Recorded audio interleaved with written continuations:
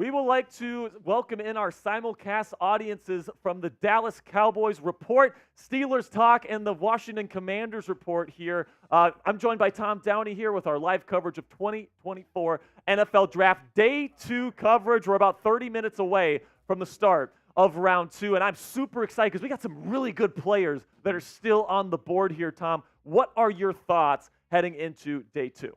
Curious to see how this receiver run goes. Yep. A lot of good receivers still on the board. And if whatever trades we end up getting in round 1. Absolutely. Or early round 2, I should say. Absolutely. Make sure you shout out your city down there in the comment section for me right now. We'll give some shout outs right now. So make sure you can let us know where you're watching the show from, because what's great about this community here from Chat Sports and it being on YouTube and on the internet is that it's truly an international community. There's people from all over the planet that watch this show. So let us know where you're watching the show from. We got Christina from Detroit. We've got Junior from Mexico. We got Cole Bridges from Oregon. We got King from Annapolis, Maryland. We got Lawrence from Ohio. We got Arizona SSC from Denver. We got Sports Talking Facts from Oklahoma. We got Yantan from Atlanta. We got Christian from El Paso, Texas. We got Arizona from Denver. Yeekov from Allen.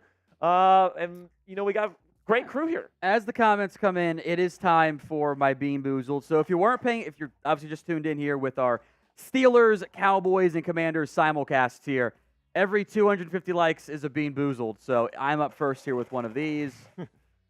What flavor? I have no idea what that is. This is, I think this is either Tutti Frutti or Stinky Socks. Oh. But outside, it actually might be birthday cake or dirty dishwasher. I'm honestly not sure. Dirty dishes is not a good one, by the way. It's bad. It is actually. It's bad. All right, let's see what it is here. Good. Wait.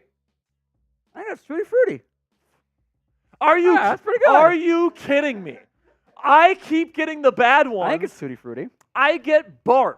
I get stink bug. I get the worst flavors. And this guy gets off the hook with like the 10% of the good jelly beans that are in those packs. That's pretty good. Are you kidding me? This is not. Yeah. Tom, did you get like a regular pack of jelly beans and I fill your had the cup with the barf. regular Saw it ones? on Cowboys. Because I swear every single one of mine were Suggestion, bad. get good. I don't know what to tell you. Yeah, I guess I just got to pick better jelly beans. I don't know, man. That's crazy. Make sure you click that thumbs up icon and help us get to a 50% like. Oh, it's not ready, but we will get there in a second. Make sure you click that thumbs up icon right now, because we're trying to get to a 50% like rate here on the show. We're trying to be #1 here on YouTube, and the best way to do that, it takes half a second of your time. Click that thumbs up icon and help us out. Our goal is to get to 610 here. We're very close. Let's get there. If we get there, I tell you what, I'll get slapped in the face with a tortilla. He's from scared Sam. of doing the Bean Boozled. He's scared of it. I would rather get slapped. Which, by the way, I would rather get slapped. Which, by the way, Sperry's going to step off here in about 12-ish minutes to go handle the Commanders stream. He's next up at 750 likes. So we can get him good and make him do a Bean Boozled before he leaves. No. We can. It is up to you, the people. It's up to you guys. He's scared. I have signed a contract, okay? Not an actual contract, but I have agreed to this 250 price that they have set. So if we can get to 750, I will do it. But you know what? You guys aren't going to get there. You guys aren't going to click that thumbs up icon. I can tell right now I'm pretty safe. I feel pretty good that I'm not going to have to take that terrible jelly bean. I've already had a barf-flavored one. Think about it this way, Sperry. I still taste it. You're due for a good one. I am due, but here's the thing. You just had a good one, well, so now that bad juju's going to me. I'll say this. I took them from 2 different bins for these. So they are independent of each other. So, like, yours is like good jelly beans from a regular pack. They're 2 different you packs freaking I put cheater. in. You're there a cheater. 2 different packs that I pulled from. I swear, every single To keep time. it independent from each other. All right, let's recap round 1 here on Chat Sports. Caleb Williams to the Bears at 1. Jaden Daniels to the Commanders at 2. Drake May to the New England Patriots at 3. Maserati Marv goes to the Arizona Cardinals at 4. Joe Alt to Harbaugh and the Chargers. Malik Neighbors joins Daniel Jones, Dable, and the New York Giants. J.C. Latham joins Callahan there in Tennessee. Michael Penix Jr. to the Atlanta Falcons. Roma Dunze to the Chicago Bears. J.J. McCarthy to the Vikings. Fautanu to the Jets. Knicks to the Broncos at Sam Brown. Brock Bowers going to Las Vegas. Talise Fuanga to the New Orleans Saints. Leatu Latu to the Colts. Byron Murphy, the second, going to Seattle. Love that fit. Dallas Turner to the Minnesota Vikings in their second trade-up of round one. Amarius Mims to the Cincinnati Bengals. Jared Verse to the Rams. Troy Fautanu to the Pittsburgh Steelers. Chop Robinson to the Dolphins. Quinion Mitchell to Howie Roseman and the Eagles. Brian Thomas Jr. to the Jacksonville Jaguars. Terrion Arnold to Detroit. Jordan Morgan to Green Bay. Graham Barton to Tampa Bay. Darius Robinson to Arizona. Xavier Worthy in a trade-up with the Buffalo Bills goes to Patrick Mahomes and Travis Kelce and Andy Reid. And then you got Tyler Guyton to Tom Downey's Cowboys. Nate Wiggins going to the Baltimore Ravens. Ricky Pearsall to the 49ers. And then Xavier Legette to finish things up with a trade-up from the Carolina Panthers and another trade down from the Buffalo Bills, who will kick things off in just a couple of minutes. Tom, break down your best available here, because it's a very interesting list of players that are still available. And I think as you'll see some players slide, in many cases this is going to be medical concern stuff that we knew about. You could see that for Johnny Newton coming off his own surgery. Cooley McKinstry too. Ladd McConkey had injury stuff. Cooper DeJean has injury stuff. Jackson Powers-Johnson has that as well. Some character concern stuff will pop up. Sometimes we know what it is. Sometimes we don't. It's kind of an unknown from that perspective. And other guys that I'm higher on than other people, and we'll see how those boards tend to slide as people go higher. In general, I don't love the early round 2 prospects. I don't have many early second-round grades.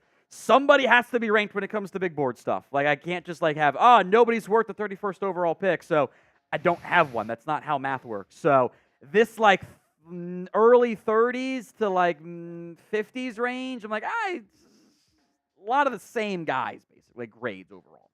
Absolutely, man. Fantastic stuff there, Tom Downey. Best in the business right here, TD, here from Chat Sports. Biggest winner of the NFL draft so far. Let us know down there in the comments section. I'm interested to know who you thought was the biggest winner last night. And, I think the obvious answer is the Bears. But, who else is some of the bigger winners of the draft last night? I think teams like the Eagles, again, stand out as they somehow get another top 15 player to fall to them. I think the Bucs had a really good just standing pat, taking advantage of sliding players. A couple of those teams got offensive linemen, Jets and Saints, that benefited from certain teams. How could you not mention the Pittsburgh Steelers? We have the Steelers Talk audience on here, and we landed Troy Fautanu. I gave the Steelers an A2. There you go. All right, man. I love that pick, by the way. I cannot wait to see Fautanu as the next left tackle of the Pittsburgh Steelers. Or is he a guard? No, I don't think he's a guard. Okay. I know you rank him as a guard, but the database is him a guard. I'm trying him at tackle first. Tomlin said last night they're playing him at tackle. So, all right, so let's give some shout-outs here. We got Hemina saying Vikings or Chiefs. Christian says Jacksonville Jaguars. BGN says Justin Fields for some reason. A Day says Troy. I don't even know who that said. We got Adventures says Falcons. Joe Johnson says Cardinals. Adventures often says Falcons again. I think there's just people trolling us by putting Falcons in the or chat. they're Falcons fans. That's totally fine. And maybe they like Michael Penix Jr. That's fine. We got Arizona saying the Broncos. So Sam Brown, congratulations. You are a winner, my friend, for getting Bo Nix at 12th overall. They're lying. Jonathan Taylor says, my couch. Whatever that means. I don't know, Jonathan Taylor. We got Joe Johnson saying the Cardinals. Cardinals is a good one, too. Cardinals, I agree. The best player in the draft at 4th overall. And I like Darius Robinson, too. Mm-hmm. He needs to develop a little bit, but he's huge, and he's a great run blocker. I think he's the best run-blocking defensive end in the draft, in my opinion. Then we got Ethan Penland. It says Broncos. There's a lot of Broncos in here, Sam Brown. So I think the Broncos were winners yesterday. What do you have to say? You need to be nice to Sam. you need to be nicer to Sam. No, I don't. I'm having so much fun. Okay, 250 likes. And by the way, he slaps me, all right? So this is just getting the pent-up anger going so that the slaps are even better for our viewing audience, okay? 250 likes is a Bean Boozled. 5 minutes before Sperry steps off, it's the last chance to get him going. You guys aren't going to get there, all right? You're just not. Everyone who's watching likes it. We make Sperry do another Bean Boozle before he goes. You're 150 likes away. There's no way you're going to get another 150 likes in 5 minutes. There's just no way that you're going to be able to do that, okay? So I'm not getting slapped. I'm not doing no Bean Boozleds, okay? You guys aren't going to get it done, and you, Tom Downey, are going to be doing the next Bean Boozled. Well, it would be Tyler. I pass it off. You'd pass it off. Yeah, if I just did the last one, someone else does it. If we get to 750, Tom. then I do the next one. Okay, Tyler'd be up next. Fair enough. You have done one already. That's just math. Okay, $5 super chat. We'll talk about your team. $10 super chat if you want to show the Lawnmower 5.0 Ultra. It's the Manscaped's latest edition. Shout out to Manscaped for sponsoring today's live stream, by the way. $50 super chat for Tortilla Slaps. Sam is pretty mad at me right now because I've been making fun of him for the Bo Nix Bo Nix pick literally for the last 12 hours. Okay, so it's been a good time for me. So if you want Sam to slap the crap out of my face, send in a $50 super chat. He says he's mad, but he's not mad. He's just disappointed. That's perfectly fine with me. Okay, so now today's prizes on today's show. The raffle item, like we said, $10 super chat is the Lawnmower 5.0. And then the MVP is a rookie jersey of your choice for your favorite team, and it is the largest super chat. So right now, Fernando Martin is in the lead with a $100 super chat. So if you want to one-up him, you can go ahead and do that. All right, so we already did this one. Okay. So, listen, who was yesterday's? Is it Dibble? Is that his name? Mike Dibble. Mike Dibble, Browns fan, won yesterday's. But Browns didn't make a pick, so I guess we'll have to see who they pick today to see who Dibble's jersey is going to be. Atlanta from the main channel here says, "Can y'all bring back Thomas Mott and get rid of Jack? He deserves the bar flavor. He deserves the bar flavor." So I'm guessing that Atlanta isn't too happy with my analysis of the Michael Penix Jr. Probably not. Fair enough. Fair enough, Atlanta. But guess what? I'm not going anywhere. So yeah. Too bad. That's what you Too bad. You say too bad. We don't wife these 304s. What the heck is this name? What the heck is this name? It's from Cowboys. This is from Cowboys. It says we don't wife. Okay. Would you rather listen to draft coverage with Stephen A. and Carton? No, he changed the options. This is what he does. He always likes to ask different hypothetical questions. Answer here, I guess, is Stephen A. The answer is to jump out off the. The answer is again. Chat Sports. Thank you thank you, producer Jack. You listen to Jack Sperry and Tom Downey here on NFL Daily. That's who you listen to. Tim Stone, $5 super chat here, says, "Do you think the Cowboys will get rid of McCarthy and Dak if they don't go far in the playoffs?" Tom, what do you think? At least one of them, and especially when it comes to the quarterback, it might not be their choice at that point. He might say, "I'm out of here." Yeah. Okay. $2 super chat here. Double O Sports says, really like Guyton after watching his presser. Seemed like he handled it pretty well. Yeah, I mean, plus he's a Cowboys fan. Seems like he's a good guy, good kid, hard worker. So they develop talent well there. So I think that'd be good. $50 super chat from Sean Smith. Let's go. And he says, "Oh man, so this means a slap. Oh no." Well, he specifies the Lawnmower 5.0 in day 2.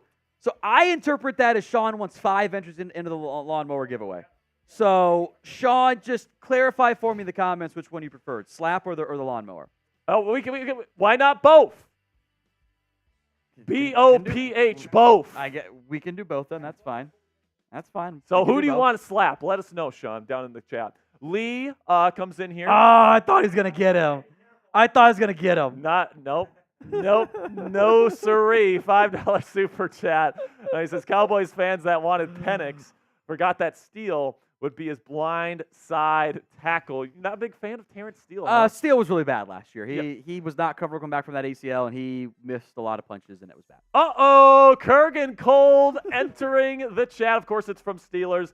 Barf bean. He wants a barf bean. No way. We're still 100 likes away. There's no way we get there, Tom Downey. We got about 30 seconds. Did he send in the 9 yet? He does do 6 and 9. Because he likes to do 6 and 9 back to back. That's my kind of guy. No 9 yet. Well, it's coming, okay? No 9 yet. So give it a second here. But Kurgan, Shout out your support for Steelers Talk, man. This guy's one of the legends of Steelers Talk. He's always showing up for us. So big shout out to Kurgan, Colden. Spam those nices down there in the chat for my Steelers audience. You guys know what to do. All right. So, Tom, you want to talk about the 49ers situation? Well, do you want to say goodbye? I see. Okay, so I am coming off here. I'm going on Commanders. So our Commanders audience here, hold tight. I'm going to be going into a dedicated stream here for our 36th and 40th overall pick. Tom, take it away, and I'll see you guys later. See you, Sperry, in a little bit here. Let's run into the latest here on the 49ers. Michael Silver reporting that based on his conversation with other teams, the Niners are more likely to deal Deebo Samuel than they are Brandon Ayuk. Stay tuned. That was later last night. Early this morning, Adam Schefter reporting that Brandon Ayuk texted GM John Lynch and head coach Kyle Shanahan after they picked Ayuk's former teammate, actual statement of fact, by the way, Ricky Pearsall with their first-round pick Thursday night. The message per Shanahan, fire pick. Can't lie. There's also Josina Anderson. I will translate and skip the meaningless nothingness at the back end of Josie being wordy. I'm told the Patriots had preliminary trade discussions on Niners wide receiver Deebo Samuel prior to the NFL draft, which has been reported by others, including but not limited to, from this afternoon, Jordan Schultz. The Niners have listened to calls on all-pro wide receiver Deebo Samuel. Source said the Patriots and Bills considered unlikely to trade for him. Maybe a team like the Giants. We'll see if something happens in round 2. But that selection of Ricky Pearsall, given the presence of Brandon Ayuk, Deebo Samuel, and Jawan Jennings already all under contract, certainly sounds like there is a path in the not-too-distant future that ends up setting up for a moving on of one of Deebo Samuel or Brandon Ayuk. So who's more likely to be traded? S for Deebo Samuel, A for Brandon Ayuk. Sound off in the comment section right now. We'll give some shout-outs here, by the way. I will also make note that Sean Smith requested I do the slapping, but it asks for an Eagles or a Niners commentator, which I don't think any of them are available. Unless you want to get slapped, Reed. The new guy is an Eagles fan. That's up to you. You can say no, because that's a little weird for your second day to get slapped in the face with a tortilla. He's in? All right. By the way, this is the new pin poll available on the Chat Sports stream. We are, of course, simulcasting on Commanders, Steelers, Cowboys, and the Commanders simulcast won't be available too much longer as Jack Sperry getting set up for that pick with the Commanders on the clock in the not-too-distant future. They've got a couple early second-round picks. All right, I see S's from Food Review, Jason McCord, Shamari Peoples, Aldatrick Grady. Food Review, Peyton Koopman says S to Dallas. I'm going to throw up there. Deebo to Carolina or Denver. That'd be fun. Clinton George says A for Brandon Ayuk. A from Dylan Seebeck. Deebo to New Orleans. S from Mike Dibble in there. Food Review, Jason McCord, Shamari, all spam. There's mostly S's in the comment section. 60% of the pinned poll here are voting for Deebo as opposed to Brandon Ayuk. So keep the comments coming in the comment section. Vote in that pin poll. With a quick word from our sponsor, Manscaped, on today's show. Every man knows how scary it can get when going for a close shave below the waist. That's why I and everyone here at Chat Sports trust Manscaped for our sensitive area. Call them what you want. It's knee knockers, golden nuggets, thigh slappers, something else altogether. Our friends at Manscaped refer to them as the boys. Not every man has kids like I do, but every man is responsible for the two boys below their waist, and you'd rather keep them well-groomed than a little bit unwell-groomed. For the basic trim, go with the Lawnmower 3.0 Plus, and then you can work your way up to the 4.0 Pro and the 5.0 Ultra. Get 20% off and free shipping with code CHAT over at manscaped.com/chat. That's 20% off and free shipping with that code CHAT over at manscaped.com/chat. For the best your boys have ever looked, trust Manscaped. Links in the comments and the description of today's live show. We appreciate Manscaped sponsoring us here at NFL Daily. And also Steelers Talk and the Cowboys Report with those simulcasts going on right now. It is time for the new guy, Reed, on day 2, to come on up here and get slapped. He agreed to do this. There are verbal contracts seen by many. If Reed, if you want to introduce yourself a little bit here real quick. Say hi to everybody. Let me just hold the mic. Oh, that's easier. I am Reed Barkus. I am the new Chat Sports employee and Fly Eagles Fly. There you go. So this one's for you, Sean. Let me adjust this headset so I don't pull it out there. So key thing, don't flinch. Yeah, see, flinching is bad because that's how you end up getting a thing. Yeah, take a step forward so you're fully on screen. There we go. And what's that over there? Oh. There we go. Woo. Get him with the fake out immediately. Yeah. Scale 1 to 10. Good. Good. Team player right there. All your frustration out for the Yeah, you're not wrong there. You're not wrong there. I appreciate that $50 super chat that came in there from Sean. We are 10-ish minutes away from the start of day 2. There'll probably be the normal delay BS where they don't really start on day 2 is, you know, how the NFL tends to operate from that perspective. Let's check in on the latest with the 33rd overall pick. That is the Buffalo Bills. We don't normally see that top pick dealt in round 2, although there are plenty of teams working the phone lines because there's more time to operate early on there. Here's Jordan Schultz reports. 20 minutes until round 2, and the Bills have fielded several calls with teams looking to get to that pick. Wide receiver remains a key priority for Buffalo, who need a strong package to move up for a third time in this draft. Ian Rappaport about an hour earlier, depending on who goes at 33, whether the Bills make the pick or not, there should be some early trade actions. Plenty of calls made behind the Bills as well, which we often see movement here early on. Teams sleep on it. They know that they're bored. They've got their 19th ranked player, their 23rd ranked player. That's 10 picks later. They're not loving the rest of the guys around them there. You can see teams get pretty aggressive in that general timeline. Now, a challenge for you guys here as well is to help us grow this audience to be number 1 across all the different NFL, different draft streams, etc., is to share today's video by retweeting our pinned tweet on Twitter. I will give shout-outs for all of the retweets as well here. I see my guy Nick has done it.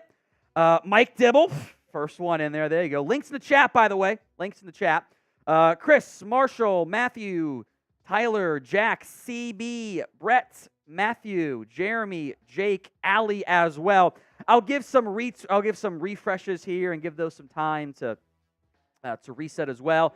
I see Matt, Splash Bros, Drayden, I think that's how that's pronounced. Jeff, Ben, Gonzo, CRLA25, Jake, that one is not something I should say out loud because it's one of Elon's bots.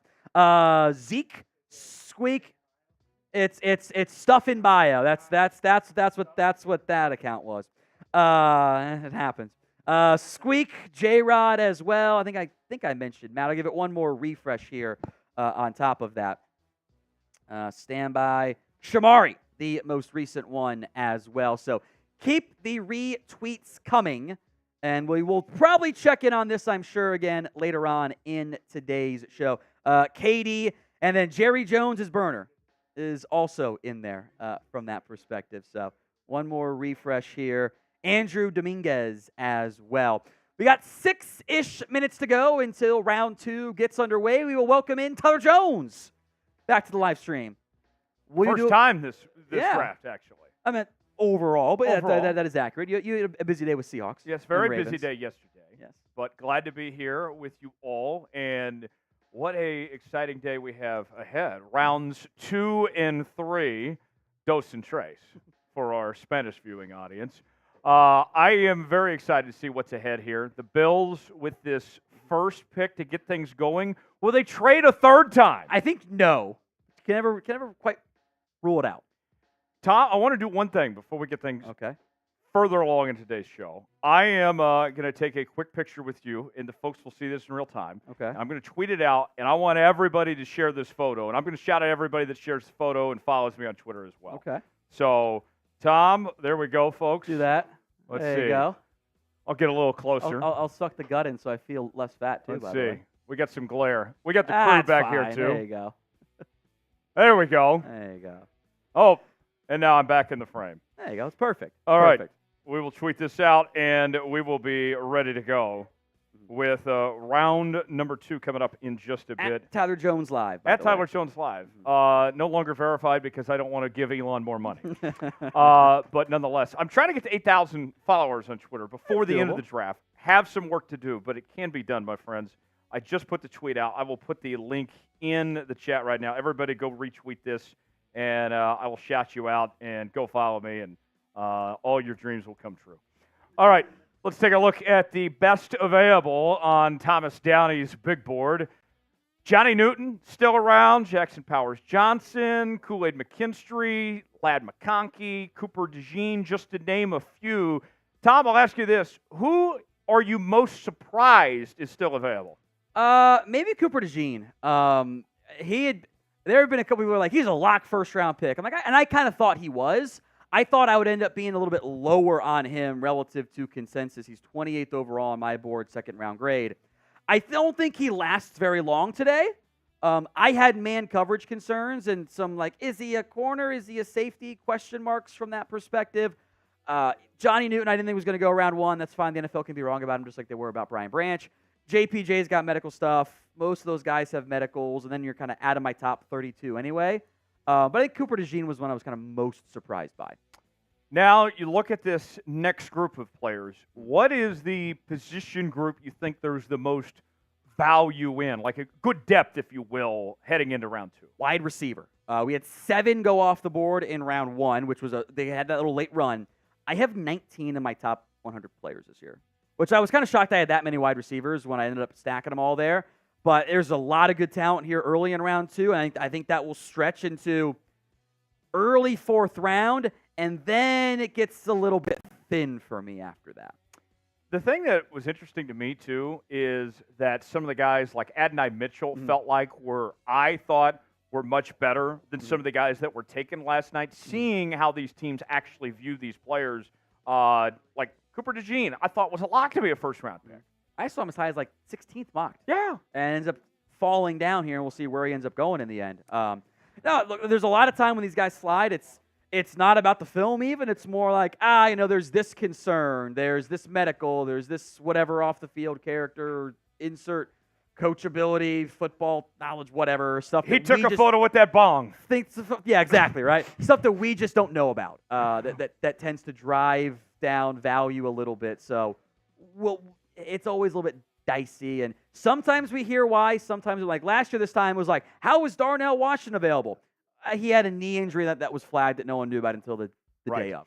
Want to make sure you guys subscribe to the channel as we're trying to reach our next milestone of 375,000 subscribers. We'll be live for the entire draft, but we're bringing you coverage all season long, all year long, here on NFL Daily by Chat Sports. We're live a couple times a week. You get Tom on Tuesdays. You get me on Thursdays. And for our Commanders audience that's about to get exclusive coverage there, subscribe here first with Chat Sports, and then enjoy yourselves with Jack Sperry and company here in just a few moments from right now. All right. We will reset and change gears. Our Commanders channel is going solo with Jack Sperry. We'll hold things down here as we're just about 90 seconds away from beginning round number 2 with the Buffalo Bills. Will be on the clock with this next selection here. All right, so let's get the chat going. A little quiet right now. Wake up a little bit, folks, as we are down to the finish line before this next round starts. Spam go in the chat. We're going to shout out everybody that's spam and go in the chat for this final minute until the draft begins. If you're ready, you want your team to pick well top. I've been told if you don't spam go in the chat, your team's going to be selecting long snappers. Don't even risk it. By the way, I have no scouting done of long snappers. I've never done one in my entire life. Thomas. Even the year they took Cam Cheeseman in the 6th, I didn't even bother with it. We got Johnny, Food Review, Jason, Miles, Zion, Food Review, Mike, Sportsman, Thomas, Something to Prove, Fernando, Thomas, Zion, Anthony, Mike, Football Player, Thomas, A-Day. Keep it going. Faster, faster. Dylan, Alana, Alex, Harley, Yotada, Timberwolf, Zion, Mark, Football Player, Mike, Arik, Josh, Fernando, Zion. Keep it going. Less than 20 seconds till round number 2. Are you ready? Prove it right now. Spam go. We are ready. In the words of Heath Ledger as the Joker, round number 2 gets started right now. Here we go.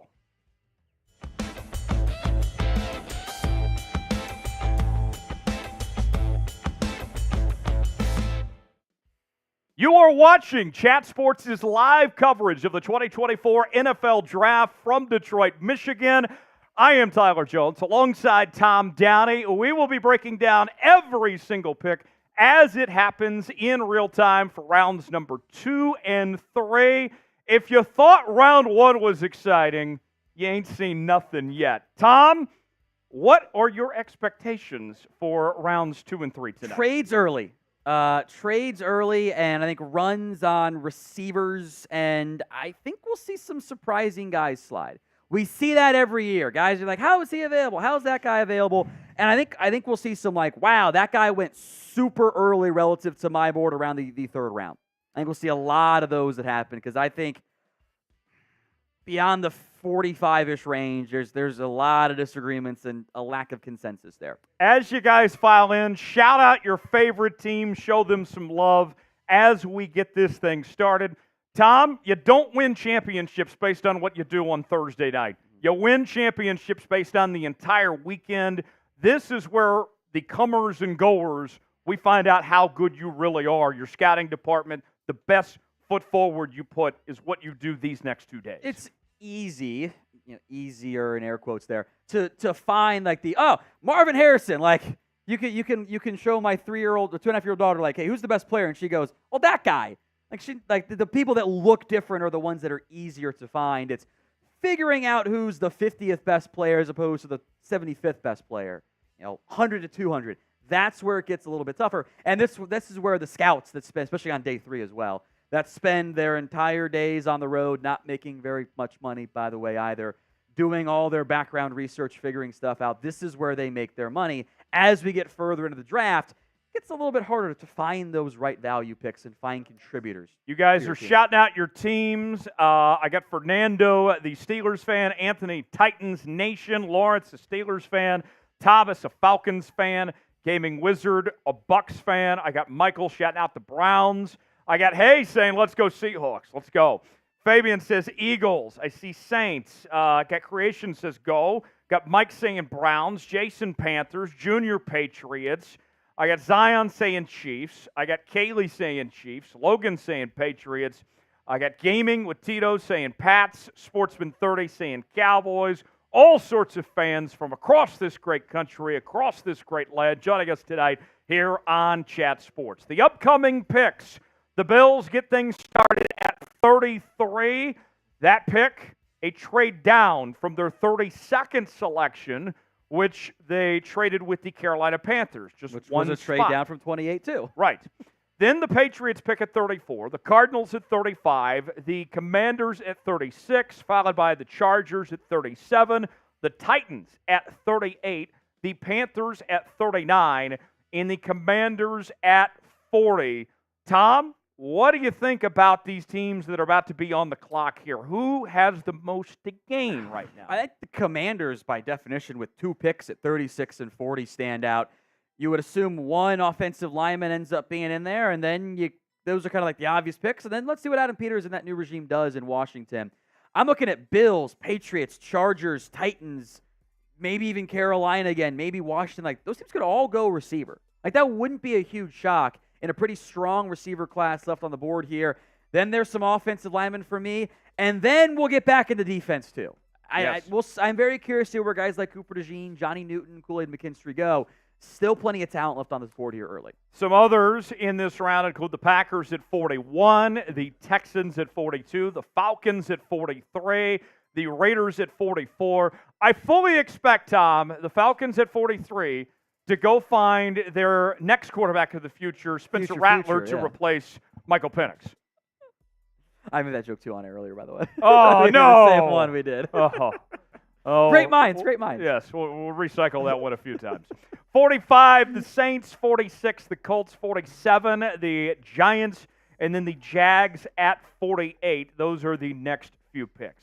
Our Super Chat menu, here is what we are offering tonight. You want to get some screen time? Here's the easiest way to do so. You like the video? We get Bean Boozled. Yes. Very simple. We have these beans that we don't know the flavors. We're at 7:50, and it is your turn, by the way. How is it my turn? I just got here. Because I was the last one to do one. Oh, that's painful. All right, pick one. All right, let's see. And then what colors you got there? Orange with... Uh-oh.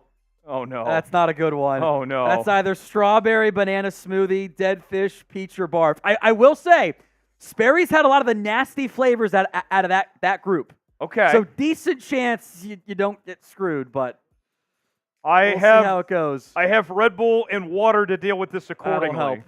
So we'll go for it here in just a second. Rest of the Super Chat menu. $5, we'll talk about your team. $10 gets you entered to win the Manscaped giveaway. We are going to do a raffle coming up later on. And $50 will do tortilla slaps. And then the highest Super Chat, you become the MVP of today's show. Largest individual, 100 is the mark to beat. So got to put in 101 to get a rookie jersey of your choice for whatever team you cheer for. Doesn't have to be round 1 or round 2. It could be, like last night, Mike Dibble won. Browns had a first-round pick. You'll get one of the guys today, or even day 3 if you want. So that is what we have in store for today. I will go ahead and eat this jelly bean, and we will give it a shot and see if I end up in ER before the end of the night. Here we go. All right. Yeah, let's see. It's not a good one. I It's can not already good. tell. That might be dead fish if it's not I think it's disgusting. dead fish. Dead fish is better than barf, which maybe isn't a huge surprise there. The goal, of course, as Tyler handles that as best as possible, is to help us be number 1, the most viewed stream here. Number 1 is like the video. More likes, the more Bean Boozled we will do as well. We're getting closer to me doing one next. Share that video on social media as well across the board. Subscribe if you haven't already. We'll have grades available tonight for all the round 2 picks as well. And we want you commenting all night long. That does include booing Roger Goodell as he is back out to at least begin round 2 of today's NFL draft. So everyone in the comments section, spam your boos right now. No tie for Roger tonight. You're getting paid $80 million and you can't put on a tie. Hot take. I think the pocket square without a tie looks really weird. I agree. You kind of need both. One or the other. One or the other. Right? You got to go all in, one way or the other. Spam the boos in the chat for Roger Goodell. My freshman public speaking class, I once did a speech on why the NFL should fire Roger Goodell. And I got an A on said speech back in the day. No bragging here. But my instructor, she thought his name was Roger Goodell. Still got an A. It's not even close. Spam the boos in the chat. I got Logan, Nicholas, Liam, Gunner. I got Indy, BK. Have it your way. You rule. I got Brad. The under hit. Zach. The under hit. What was the under? You doing something involving the BK theme song. Oh, yes. I didn't even know what the line was. Jay. I made it up. Joe. Football. BK. Lawrence. Brock. Football player. Jay. Kaylee. Dylan. Skull Nation. Scott. Kaylee. Jay. Jamie. Josh. Zion. Football player. Scott. Great job, everybody. Goodell gets another pay raise after all those boos that you've given him. Let's go through some super chats here. Let's start with Dylan Heck with a $5 super chat. Thoughts of the NFL expanding to 18 games here in the future? Tom, I don't mind the idea of 18 games, but we need another bye week. I totally agree. That out has to be. Has to be that way. Lord Buddy Bear with a $5 super My chat. guy. Checking in, saying, going to try to keep a better attitude today. Bowers, today better go better. F-Tom from Brady. He's your owner now, Lord Buddy Bear. Pay some respect to the great Tom Brady. ATL Jet Jones says, "Where's my boy Petey? Where's my boy Petey? He'll be on later tonight. He's got Falcons and Broncos and Browns stuff to deal with. If you turn on a random sports chat sports channel, you might stumble upon Petey. There you go. Rob writes in, how much? Nope. Okay. Nope. Wow. He got Thomas producer Bridges Jack. says, who has a better draft, the Chiefs, Ooh. Seahawks, or the Cowboys and Bengals? Referring to our two champs. Yeah, through round one, I think I go Chiefs Seahawks by a little bit. Not by a lot, because I really like Mims for Cincinnati, but I'll give the slight edge to Chiefs and Seattle there. Yeah, I would agree. Jason says, who do Panthers take in round 2 and why? What do you think? Offensive lineman or receiver? I don't know if they're going to double dip there. Edge rusher? Braylon Trice maybe to help replace Brian Burns? Or Adisa Isaac? Or don't sleep on Marshawn Nealon. I feel like Braylon Trice has been underrated this draft. I agree. And I wasn't even that high on him to begin with, but he ended up being 45 for me. So don't sleep on Marshawn Nealon out of Western Michigan. There's some big fans of his. Christian writes in, chances a team picks Brooks before Dallas. I would say it's not very high. Seth, any chance we get Ladd, Roman, Troy, or Keon? He's got a Cowboys avatar. These are all from our Cowboys Report channel. I would say very low that they get them as well. Chris writes in, I really hope we get a wide receiver today. Need more weapons. Chris, who's your team? These are all coming in from the Cowboys Oh, Report. it's all Cowboys. Yes. Okay. Yes. Yes. I probably wouldn't get my hopes up there for a wide receiver either. We got Dwayne saying. That's fine. We got it. We got it. It's fine. It's fine. Okay. Dwayne writes in, as JPJ is concerned with the medicals, has the Cowboys taken him completely off their draft board? If not, is he still available past second and third round? Do you think the Cowboys will take a flyer on him, Tom? Yeah, I think if he's still on their board, maybe it makes more sense in the third round for them. I don't know if he's still on the board. I think it was Bills more are on than the just clock. medical. I think some of the interview stuff didn't do the greatest either. Jordan writes in, hey, Tom, just like we did Micah and Tyler Smith, I remember you being upset at that one. You think we will feel better about the Guyton pick in a year? Yeah, I had Guyton in my top 30, so I wasn't nearly as upset as I've been with other picks from that perspective. So I think you'll be okay with him. Bossman, who are you taking at 56, Tom? Let's see who's available, but I'd like it if Zach Frazier was there somehow. Next one comes in. Will the Cowboys use that extra third to move up in the second round? I hope not. That defeats the whole benefit of moving down in the first round. You need more picks, not fewer picks. Jordan Schultz of Bleacher Report writes in, 20 minutes to round 2. The Bills have fielded several calls from teams looking to get the 33rd pick. Wide receiver remains a key priority for Buffalo, who will need a strong package to move out for a third time in this draft. I think Buffalo was one of the biggest losers of round 1. You hated the Chiefs angle trade, didn't you? Oh, yes. I actually am not as bothered by that as everybody else in the office was. Oh, There were a lot of people very mad about that one. I mean, you literally made your biggest rival better. You weren't going to take Xavier Worthy, so the next team would have traded up with the Chiefs, right? Like I don't think there would ever be a grand conspiracy to not trade down there. But it's who you traded with. That only matters for me if it's a quarterback, which they have made that mistake themselves before. I think it matters if it's Kansas City. Ask the same team, the Buffalo Bills. They weren't trading Diggs there. That's fair. I think for picks, it's different. Rap sheet, depending on who goes at 33, whether the Bills make a pick or not, there should be some early trade actions. Plenty of calls being made behind the Bills as well. Who is the best player left on the board? Thomas, what's your answer? Johnny Newton out of Illinois. I kind of expected this going in, that this was going to be my Brian Branch 2.0, a player that I was higher on, that I was convinced the NFL wouldn't be in the same range. And they can be wrong. And we can benefit, the team will benefit from getting a top 20 player on my board as far as I'm concerned. Let us know in the chat right now. Who's the best player? Seeing Cooper DeJean. Thomas says Adonai Mitchell. Got Mike Dibble saying Johnny Newton to the Browns. Sum it up.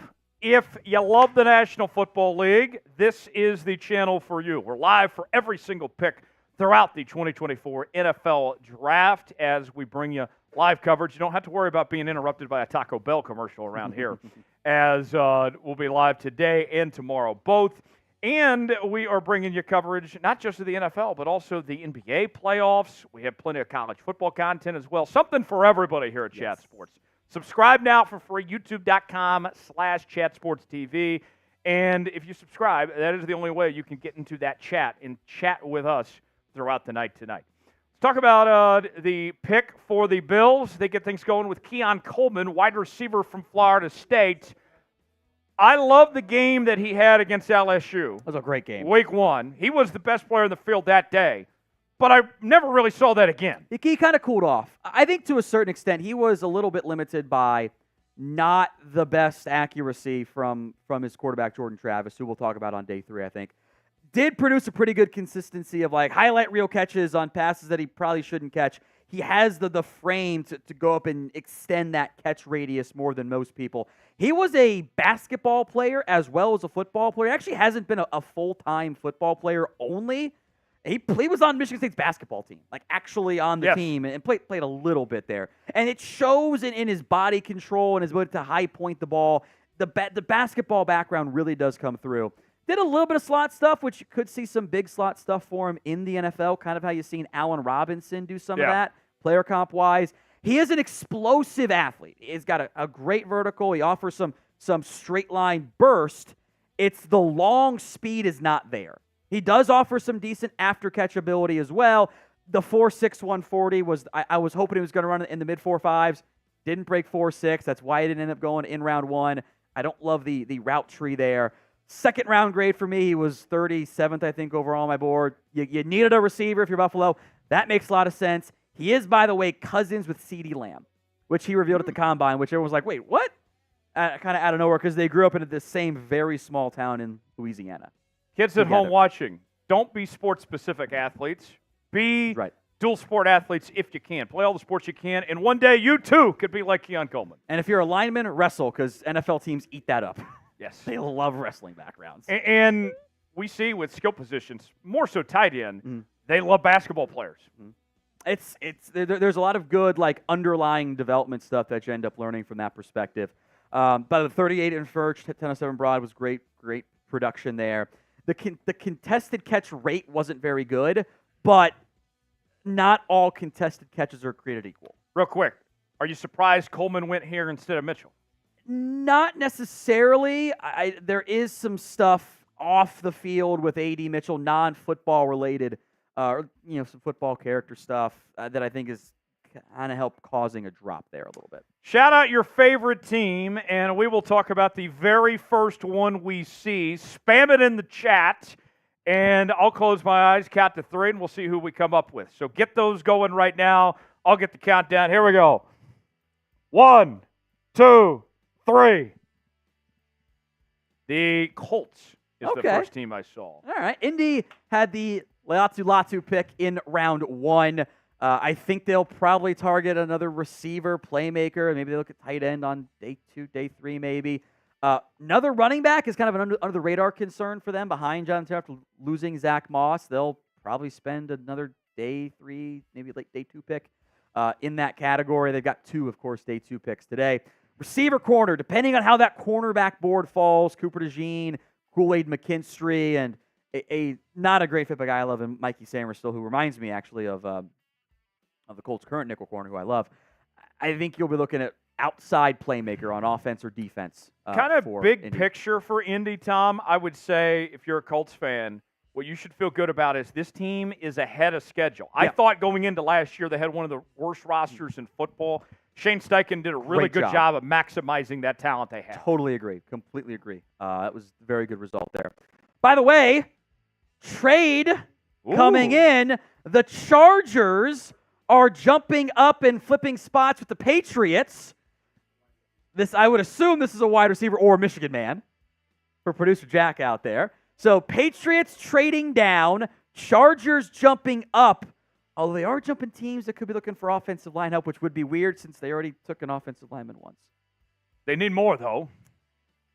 It's Harbaugh and Roman, and they just love offensive linemen. I would assume it's a receiver. I loved Harbaugh's quote last night that he said that offensive linemen are skill players.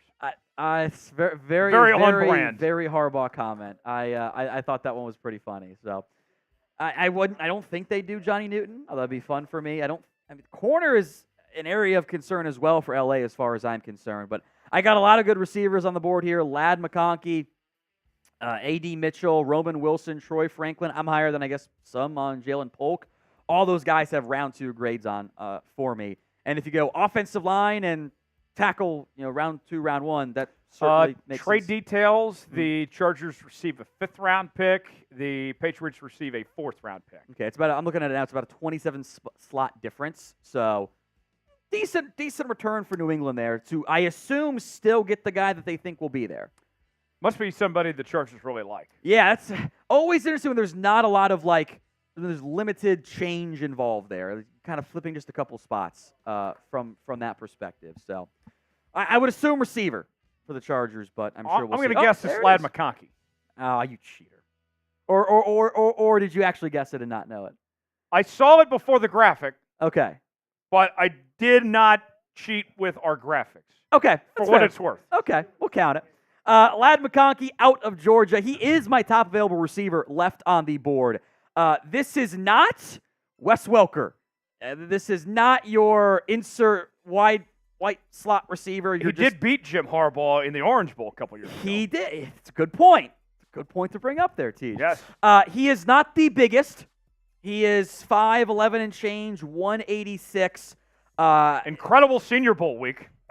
The Senior Bowl was perfect for a guy like Lad McConkey because, you can go, you got the two-way go. You can go either direction. The route runners cook everybody. Really great athlete, too. 4.39 40-yard dash. The short shuttle was under 4 seconds. The 3-cone was 6.72, 36-inch vert. This is a fantastic athlete. He offers inside and outside flexibility as a wide receiver, as a playmaker. There are some medical red flags, the ankle injuries he's kind of battled as of late. The production wasn't necessarily elite That's either. the red flag for me. It is. I mean, you This had time this year, too. a Georgia offense that was very capable, and that's all you could do? Missed some time with injuries. They ran it a lot. Brock Bowers was also there, too. My buddy who does draft stuff, too, had a great comp, I think, for him. It's Brandon Cooks. Undersized, explosive route runner who can do inside-outside stuff. Chargers were in desperate need of a wide receiver. I know producer Jack has said this was not Roman Wilson as for the Harbaugh Michigan memes to continue. But this was my top-rated receiver left on the board. You will not hear me complaining about this one at all. I like that pick a lot for LA. Lad McConkey to the Chargers. Folks, we need your help. We are asking you to like the video. If you don't like the video, your team's drafting a long snapper. So don't even risk it. Don't even take a chance on it right now, folks. We need to get to 1,500 likes. We are currently at 903. We got over 3,000 people watching. So what's stopping you from hitting that like button right now? Once we get to 1,000, I owe a Bean Boozled, too. Oh, thank God. I've had some unusually good luck this year. I'm due for a bad one. I know it. Oh, yes. You are due for pain. I'm due for pain. I had a couple bad ones on Cowboys last night, which was not too fun. 4 likes away, we're going to do it. I'm just going to start pulling it now here. Like it up. Like it up. Let's see what Tom ends up with. Ha-ha! No way.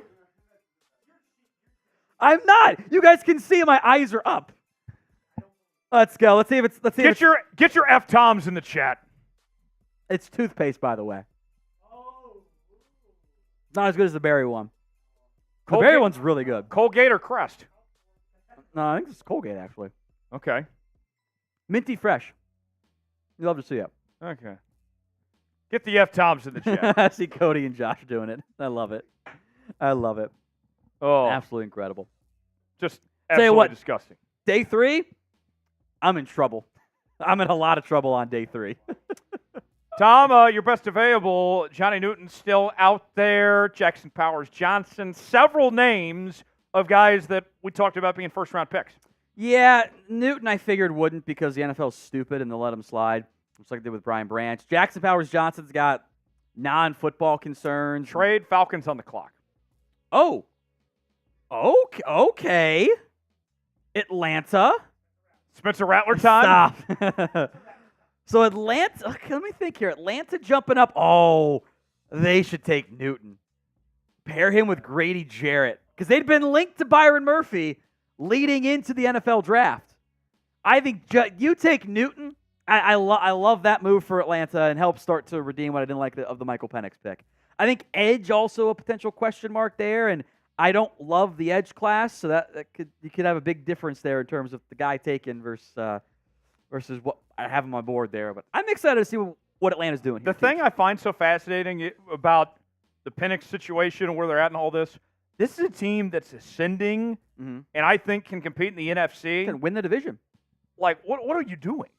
What are you doing when a team is on the right direction doing what they're doing here? We'll see what they come up with this pick. The trade is in. We'll find out here in just a moment what exactly that trade is with the Arizona Cardinals. 43-79 going from Atlanta to Arizona for 35 and 186. So move up a couple spots, give up quite a bit from that perspective. There you have it. We'll let you know here in a moment who the pick is for the Atlanta Falcons after that trade. All right. While we wait on the pick, let's tell you about today's sponsor. That is Game Time. Game Time, the place to go for the best seats, the lowest prices guaranteed. Whether you're looking for tickets to sporting events, concerts, theater productions, comedy shows, and more, Game Time has got you covered. You pick the event you want to go to. They got the prices listed. You get to see if you like the seat or not. You might stumble upon a flash deal. And then, boom, within a matter of moments, you're checking out with Game Time. All major credit card providers, Apple Pay, Google Pay, Venmo, and more. Game Time makes it easy. And if you need a little extra incentive, here's what I am personally offering you. I am giving you $20 off because I'm that type of guy with the promo code ChatSports at checkout. So, download Game Time today. The link going in the chat right now. $20 off. Promo code ChatSports. Download it today. You'll be glad you did. Start saving. Don't mess with those dirty scalpers and stay with Game Time. It is where you want to be to get your best tickets. All right. So, the pick for the Falcons, they end up going with, let's show you the trade details here. We, as Tom mentioned a moment ago, 35-43, 79-186. Big cost to pay. Big cost indeed. I don't. That's too much. And we go with Rukaroro, the Clemson defensive tackle. I told you the NFL was going to treat Johnny Newton like Brian Branch this year. Rukaroro was one of the more tougher names to say. He's also the cousin of Michael Ojemudia. Broncos there for you, producer Sam. Unique path to life in America. Was originally from Nigeria, moved to England at age 2, moved to the U.S. at age 9. Only played high school football for 2 years. The strength at 6'4", 294, the length with 34-inch arms, the athletic ability is certainly all there. The development is very much needed, though. He does a great job of getting his arms up, getting his hands up to stop passing lanes. There's special teams value. He's a really good athletic guy, 4'8", 940 at almost 300 pounds is pretty special there. He's not the heaviest guy necessarily. The pass rush moves need work. Right now, it's just kind of like, I'm just going to run into you and see if I bowl right through you, which is a concern there. I think the instincts are fairly raw overall, which, again, he hasn't played that much football from that perspective. The athletic comp here is Robert Nkemdiche, if you guys remember him, former Cardinal, I think Seahawks a little bit as well. Athletically and like the rawness and frame match up pretty well. Hopefully minus all the off-the-field crap that Nkemdiche had there. Right. I had him at 50th on my board. I have Braden Fisk. I think I'm a bit higher on than most, and Newton ahead of him. I mean, it's a big cost to give up. You talk about quite the success story, though. Yeah. To go from living in Nigeria to playing professional American tackle football for the Atlanta Falcons at pick 35, quite the journey here. There are a couple of really good journeys this year. This is absolutely one of them. Certainly so. The Commanders on the clock, pick 36. Commanders, this is a very interesting draft to begin the Dan Quinn era. In the Adam Peters era, I would wager that this is going to end up being a tackle.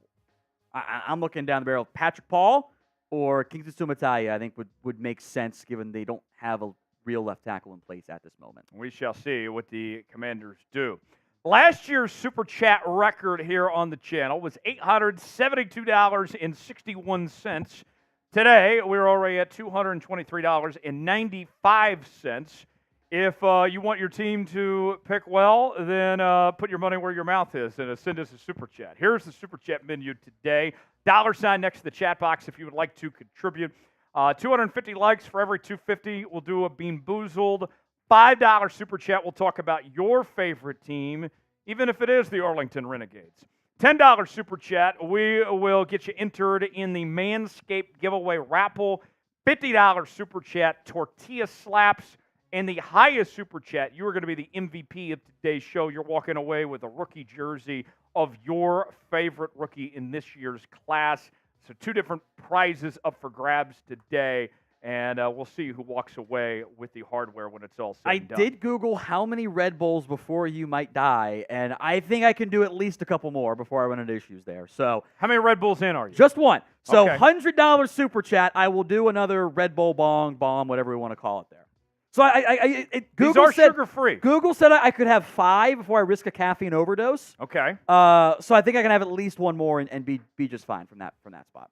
I'm still waiting on my wings, Red Bull. Another Super Chat coming in from Nan Dan. Who do the Bengals pick in rounds 2 and 3? Wide receiver, corner, defensive lineman. Next one from Autumn writes in, hey, I hope the Steelers can draft Zach Frazier or Kool-Aid McKinstry or Cooper DeJean. That'd be awesome. I think 3 great names. That comes in from our Steelers YouTube channel. We are simulcasting, by the way, on our Steelers channel and on our Dallas Cowboys YouTube channel. Either of those guys, or any of those 3 guys, they would be really good picks there by Pittsburgh. All right, let's recap. Here's what we have so far with the first 3 selections of the second round. Keon Colbin to the Bills at 33, Ladd McConkey to the Chargers at 34, and Rukaroro at 35 to the Atlanta Falcons, the defensive tackle from Clemson, with the Washington Commanders on the clock awaiting the next pick. Tom, your thoughts on how things have started so far? Receivers make sense at the first 2 spots. Was surprised that Rukaroro ended up going at 35. You're going to like this next pick, Tom. Oh, yes. Johnny Newton. Jerzon Newton, defensive tackle from Illinois, is headed to the Washington Commanders. 6'1" and 5'8", 304 pounds. And we've seen that Illinois program, who had Devin Witherspoon a year ago, Brett Bielema, the head coach there, he's got an NFL track record, worked on the Patriots staff there for a bit under Bill Belichick. They've done a good job developing some of these defensive players. Very curious what this means for Jonathan Allen, but you got the 15th ranked player on the board. The Commanders might not end up being a poverty organization anymore. There is no athletic testing. Newton was coming off a partial Jones fracture in his foot that cost him his combine and pro day. Had just a normal workout like 9 days before the draft, which is kind of crazy. Powerful hands, always what you're looking for in interior or any defensive lineman right there. The pass rush moveset is really good. Speaking of Brett Bielema, go watch that. Just the highlights is fine. Illinois, Wisconsin this year. Some of the better individual game film you'll see. He was absolutely dynamic in terms of what he was doing, wreaking havoc in that game. I thought he was a little bit better in 2022. The defensive scheme had changed a little bit. They kind of asked some more side to side as opposed to fully attacking from that perspective. Can do some 5-tech. I think he's going to be a 3-tech mostly in the NFL. I have a first-round grade on him. He had 10% pressure rate this past year, 14 in 2022, bunch of TFLs, bunch of sacks. This is an awesome football player that I think should have gone half the picks earlier in round 1. Love the pick by Washington. The Commanders' situation, if you recall, folks, at the trade deadline last year, moved on from Chase Young, moved on from Montez Sweat, and this is kind of the reset mode, if you will, at the defensive line. Yeah, and this is a Dan Quinn defensive lineman, too. He doesn't like the giant guys. He's down taking a guy that's, fringe 300 pounds and will get penetration in the backfield. That's what he likes. That is going to be what we see with Newton out of Washington. They still have the 40th overall pick, maybe take an offensive tackle. Love it there by Washington. Patriots, they are going with Jalen Polk. Nope. Oh, I'm looking at Jordan Schultz. Well, Patriots on the clock either way. That's fine. Patriots on the clock. I have not looked at NFL Draft Diamonds. They have not been worth my time. Patriots on the clock. We'll find out exactly who it is. We believe it is going to be Jalen Polk, but we'll find out here in just a moment officially. Yeah. The Patriots, though, this is a team that they got the quarterback Drake May. They're kind of starting from zero here in this post-Bill Belichick era. Playmakers are key. Playmakers are something you have to add as you move forward to find ways to build out a successful offense. You have to support your young franchise quarterback. So I'd be a little bit surprised, regardless of who it is, if it doesn't end up being a wide receiver. And we're awaiting officially. Now it is official. Jalen Polk is the pick. And Washington, what a year for that team. We've talked about, obviously, Penix and Rome Odunze, but you get to the national championship game, not just one or two players. Polk was a key piece, key contributor to their success. And you'll see another receiver in Jalen McMillan, who I think will get drafted in maybe 30, 40 picks, somewhere in that range. Jalen Polk out of Washington, began his career at Texas Tech, didn't do that much, goes to Washington and had a couple nice breakout seasons. This is not an elite athlete, but he is a very good athlete at his size. 6'1" and change, 203, a 4.5, 240, checks off that box there. The strength and explosiveness blend for a ball winner. There were many a time that Jalen Polk and Rome Odunze were making the hard passes look easy. 54% contested catch rate this past season. Didn't drop that many passes. The ball skills are impressive as well. I think there are times in terms of not vertical routes, he can use some work as an overall route runner. The route tree was a little bit limited in the downfield ball pushing offense for the Washington Huskies. Kind of thought he was better against man than he was against zone. Kind of maybe the feel kind of wasn't fully there. I did have a second-round grade on Jalen Polk, one of the many that I had. He was 47th overall. So I had three receivers above him, Mitchell, Wilson, and Franklin, but second-round grade, if you take him in round 2, you needed a playmaker. I'm fine with that pick overall. I'll probably give it a B. I would think with the lack of talent in New England, Polk's got an opportunity right away to compete for playing time. I would assume he starts, frankly. Yeah. When you're a bad football team, right? If your second round pick isn't starting, kind of feel like you did something bad there. Or even like any team to an extent, you want your second round pick to be a starter. Absolutely. You only get so many of those draft assets to use there. All right. Who is your least favorite team? Who is the team that you root for to lose every single week? Shout them out in the chat. Let's find out who the most hated team in the National Football League is. And I'm just going to take a guess. It's probably that team in Dallas is going to invade this chat. But we're going to find out right now. We're going to shout out the folks out there who are letting us know who their least favorite team is. David says Chiefs. Mia says Dallas. Dalton says Colts. Jonathan says Packers. Josh, I missed you, sorry. John says Browns. Ruben says KC. Drew says Niners. Gunner says Niners. Ross says Colts. Dylan says Eagles. Dylan says Ravens. Dalton says Packers. Elijah says 49ers. Mike says Dallas. Sundance says Giants. Mikey says Ravens. Tristan says Eagles. Sam says Chiefs. James, I missed that. Fernando says Browns. I get Chris saying Niners. Robert says F Dallas. I got Boston saying Dallas. So far, it seems like the majority. I'm seeing a lot of Cowboys, Niners, and Chiefs. Not surprising. Dallas and the best teams in football. That tends to be how it goes, you know? Yes, exactly. Let's see. Foxtrot says Raiders. Elijah says Niners. Rashad says the Seahawks.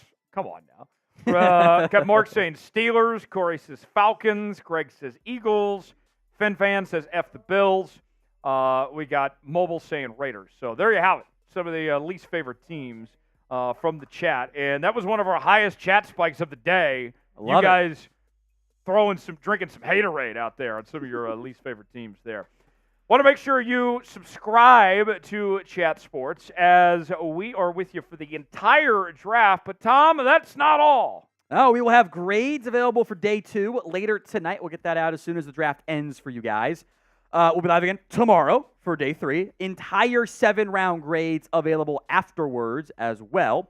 And then undrafted free agents, just the top 20-ish guys that were undrafted on my board. My goal every year is 0 of my top 100 guys left. I've hit that either 1 or 2. Didn't hit it last year. Had it the year before that. The reason I didn't get it right last year was because Ivan Pace didn't get drafted, which I was right about. So NFL can suck it again because he should have been drafted. So that's my goal. Get all my top 100 guys off the board. None of my 86 player got drafted in Bo Nix. Everything else has been top 50. I don't know if you're aware of this, but I saw something today from the NFL mock draft database, and you were ranked with the 71st most accurate mock draft. Yeah, and then I did the Huddle Report one as well, and over the past 5 years, I'm 12th on that. Okay. So we're doing good on the mock drafts. We're doing very good on the mock drafts there. Very well. Here's our latest pick so far. Keon Coleman to the Bills, Lad McConkey to the Chargers, Rukaroro to the Falcons, Jerzon Newton to the Commanders, and Jalen Polk to the Patriots with the Tennessee Titans on the clock now, waiting on their pick here. The Titans in a pretty interesting spot here. Could they go with maybe a guy like, I don't know, Devondre Sweat here? I think you might be spoiling things a little bit there, Tyler. Maybe. What do you think? Let's go to it. It's Devondre Sweat. I am very surprised with this one, actually. This is a reach. Yeah, even without the off the field stuff, Sweat would have been in my 50s to 60s. Wonder if Tennessee is sorted by weight and are just taking the biggest guys in each draft class here, because they took a big boy in J.C. Latham. Just wait till he tries some Nashville hot chicken. Yeah. So first the positives here. Large human being that is tough to move. 6'4.5", 366 was his combine weigh-in there with 33 1/4 inch arms.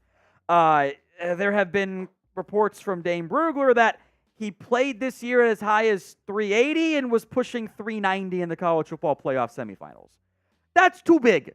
That's too large to be successful and do that stuff there. He did have a touchdown this season. And Fatty's only lives, baby. I love it. He was much better as a football player this year. All of his metrics, the play, the film, everything took a step forward. And a big reason why, and this is what he told teams in his pre-draft meetings, was that, I wasn't always as focused as I was early in my career. I was an immature college kid. Great notes from Dane Brugler on he had been labeled a party animal, a class clown by scouts. And there were questions on the commitment level. He's like, I'm past that. I'm 30. Played really well this year. And then he gets the DWI in April, which at the, best case, he failed the stupid test. Like you are a month away from being a draft pick. Clearly did not impact his draft stock at all, by the way. Uber, my guy. Yeah, don't be dumb, right? There is some pass rushing flashes I've seen. He's not the same athlete as Jordan Davis. In the end, I dinged him around due to the off-the-field stuff, so he went from a second, third round grade to a third, fourth round grade. I thought he was going to be an ultimate wild card in the third round, fourth round. I did not think he was going to go top 40. Clearly impressed Tennessee with his interviews and everything there. I think good Eddie Goldman is what the comp could end up being. At one point, Kuiper had him as his number 2 defensive tackle. Which I was never on board with. 8. I was never on board with that. I think that was always a bit of an oversell. Now, we always hear player comps. These draft analysts try to compare them to their best case scenarios. I got a bad player comp here for you. This is my fear. I think you'll like this. Bad Albert Hainsworth? Terrence Cody. Oh, that's a good one. That's my fear. Well, I guess it's a bad one, but a good comparison. That's my fear, is that we see Devondre Sweat somewhere trying to do a pro day again where his man boobs are going up and down like Terrence Cody, trying to get a second chance in the National Football League. I will say on Sweat as well, when we were at the Combine, there was no more engaging interview than Devondre Sweat. That dude is funny. Yeah? He's a really engaging personality. Titans fans, once they get to see the press conference, are like, oh, I love this guy. He's impossible not to like. It's just, you got to trust he's going to be locked in on everything else there. Yeah, we'll see. Super chat menu. Every 250 likes being boozled. $5 will talk about your team. $10 gets you entered for the Manscaped giveaway. $50 will do tortilla slaps, and the highest super chat of the day. You are the MVP. The number to beat right now is $100. You send in 101. You are walking away with a jersey of your favorite rookie on tonight's show. So 1,250 is the next Bean Boozled for you there, Teed. So we're getting close. We're getting close. I thought producer Jack was next. If the producers are bailed very quickly on that one. Imagine that. Reed wants to do one. Reed Trade. Oh, Trade the Rams. Rams. This has F them picks. this Not this time. has to be an offensive guy, right? It's got to be. Sean McVay didn't get an offensive guy in round 1. He's got to get one here, right? They tried to Or trade is up it a for corner? Bowers. They Two tried. good corners there. They tried to trade up for Bowers. That didn't happen. Cooper DeJean, McKinstry, they might be in the center market. Best guys left for me here. Jackson Powers-Johnson, Kool-Aid McKinstry, Cooper DeJean, A.D. Mitchell. They had been linked to some Roma Dunze talk, and Brock Bowers in particular. Tackle's a decent dark horse maybe as well. Center could be fun.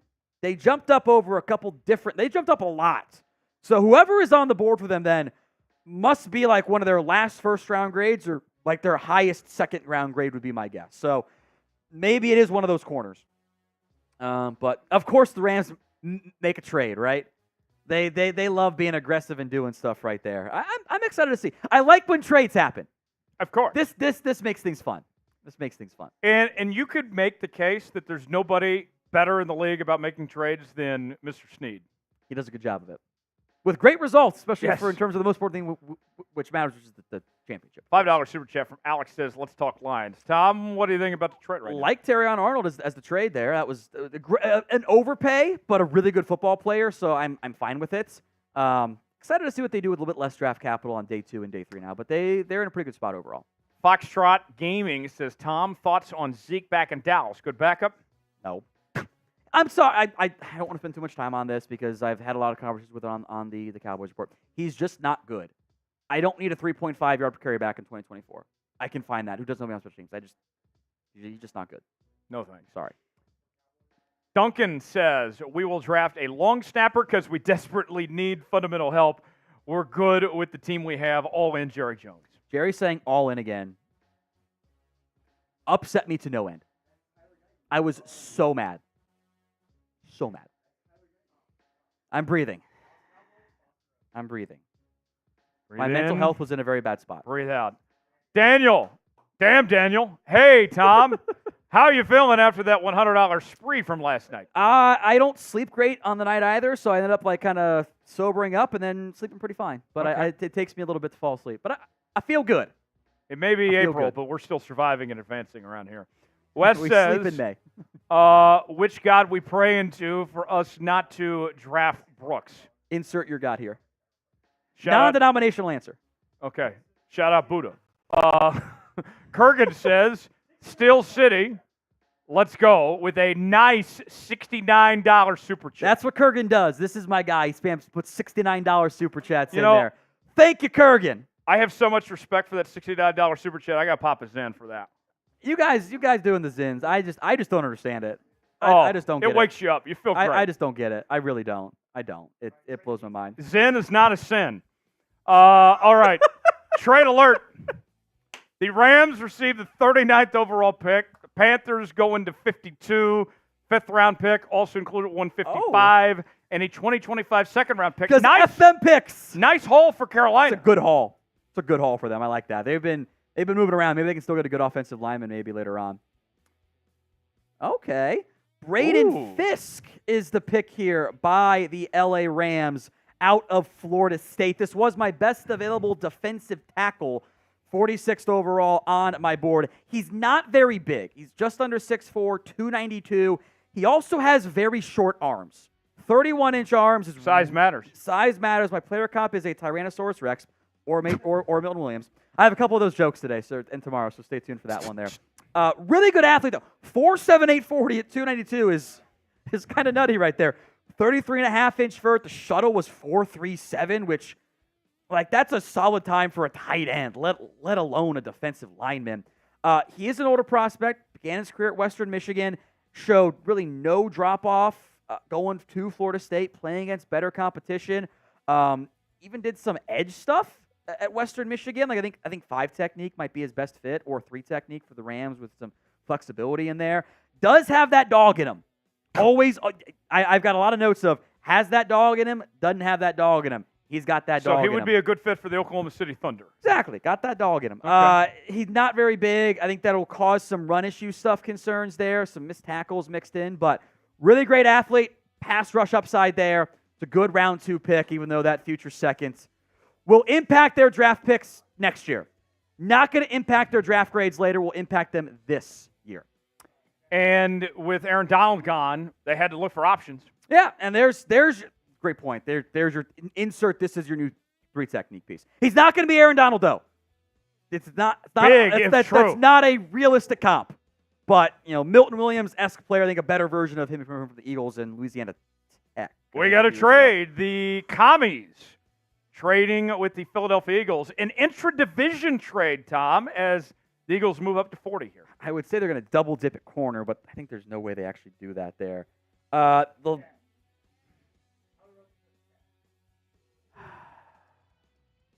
have a theory. Oh, I have a theory. I love this pick for Philly. Go ahead and tip it. I have a theory. Cooper DeJean. I don't think they double dip at corner. He's playing safety. Yeah? That's my theory. He will be a safety for them. Well, I'm very curious what this is announced as when it's published, whatever, by ESPN, NFL Network, etc. Cooper DeJean. It'd be hilarious if they said defensive back. That's kind of what he is. I think he's Kyle Hamilton 2.0. I don't know if he's as good as Kyle Hamilton. The reason why he slipped out of the top 32, out of pretty viewed as a mostly consensus, I think, first-round pick this year. 2 reasons. There is some position question marks there. Is he a corner? Is he a safety? I had comped him to James Bradbury as a corner. Do you remember the end of Leon Hall's career? Yes. When he moved from corner to safety. Yes. I think maybe that's what you end up getting here. He is a fantastic tackler. There's also return value here, by the way. Yes. Incredible straight line speed, 4.46 at weighing 203. He's got some safety build from that perspective. He's going to be a young rookie, too, just 21. Yeah, he's not even 21 quite yet. So he is very, I mean, you're right, he actually just turned 21. Just turned 21. I see zone corner ability on the outside, some nickel stuff in there. Despite those great athletic gifts, he didn't do the agility drills because he wasn't going to test well. There is some stiffness to his game. He's not the most fluid player. I think that shows up on some quick breaking routes there that you have some more issues with man coverage there. I love the value for Cooper DeJean here in Philadelphia. I am very curious if this ends up being a safety pick. The thing that I heard, Tom, about DeJean was because of his athletic ability, that it could be a waste to play him at outside corner. I don't see it that way. People do. Yes. I don't feel the same way. I think corner is a stopwatch position for me. Okay. Like, if you run a 4.6, you're bad. Like, you're going to get smoked. How are you going to cover Xavier Worthy out there, you know? Right. So, like, I think the speed matters. I think that the ability to be a rangy player does help at safety, too. In general, it's like, I want the good athletes there. I think absolutely worst case, Cooper DeJean's going to be a 10-year football player as a special teamer. Like, he's going to be a special team stud. Yeah. And then you obviously want more from your 43rd overall pick, whatever. But this is not going to be a bad player in the NFL. With drafting Mitchell and DeJean, doubling up on the, let's just say, secondary, they are building a nice roster for Bill Belichick in 2025. Eagles fan Reed didn't like that one. I love it. I love it. Big haul given up here, by the way. 50-53 going to Washington plus 161. Eagles get 40 and 78. They really had Cooper DeJean high then there. Good haul for the Commanders here. No, we're standing, Jack. We're standing.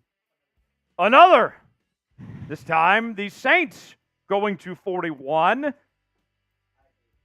Let's see what the Saints do. The Saints, I would say, because the salary cap hell they're in and the roster not being that great, that is a team that is in, I would say, worse shit than people realize.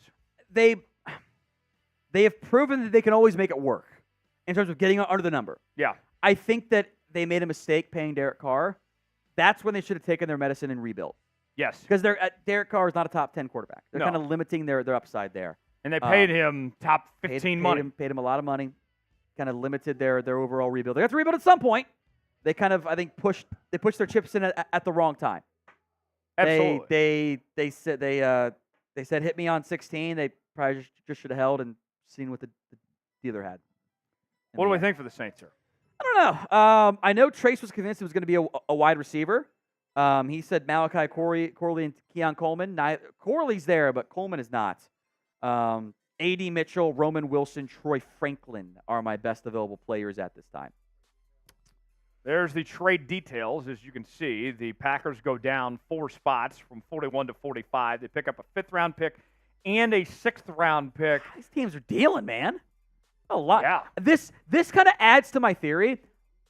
I don't think NFL teams are that high on this day 3 class because I'm not that high on it either. I think it's kind of thin. Well, in going into the draft, what was talked about those day 3 guys is that the NIL and transfer portal has had such an effect, and the COVID extra year is still impacting that as well, that you don't have the depth that you've had. I would expect tomorrow, Tom, we're going to see a lot of teams get rid of some of those picks and try to stockpile, get themselves ahead for next year and beyond. Would agree. Would very much agree. Best available, JPJ, Kool-Aid McKinstry, A.D. Mitchell, Kingsley Suamataia. I know it took an offensive lineman, so that's probably not going to be the case from that perspective. Zach Frazier, Edgerrin Cooper, Mikey Sainris still's top corner. I am out of true first-round grades, by the way. I've got my 2 cheater grades due to medical stuff and et cetera with JPJ and Kool-Aid. Okay. But that's where we're at now with anyone that is somewhat first-round grade. Kool-Aid McKinstry there, you have as the number 4 corner in this class. He was a unanimous All-American this past year.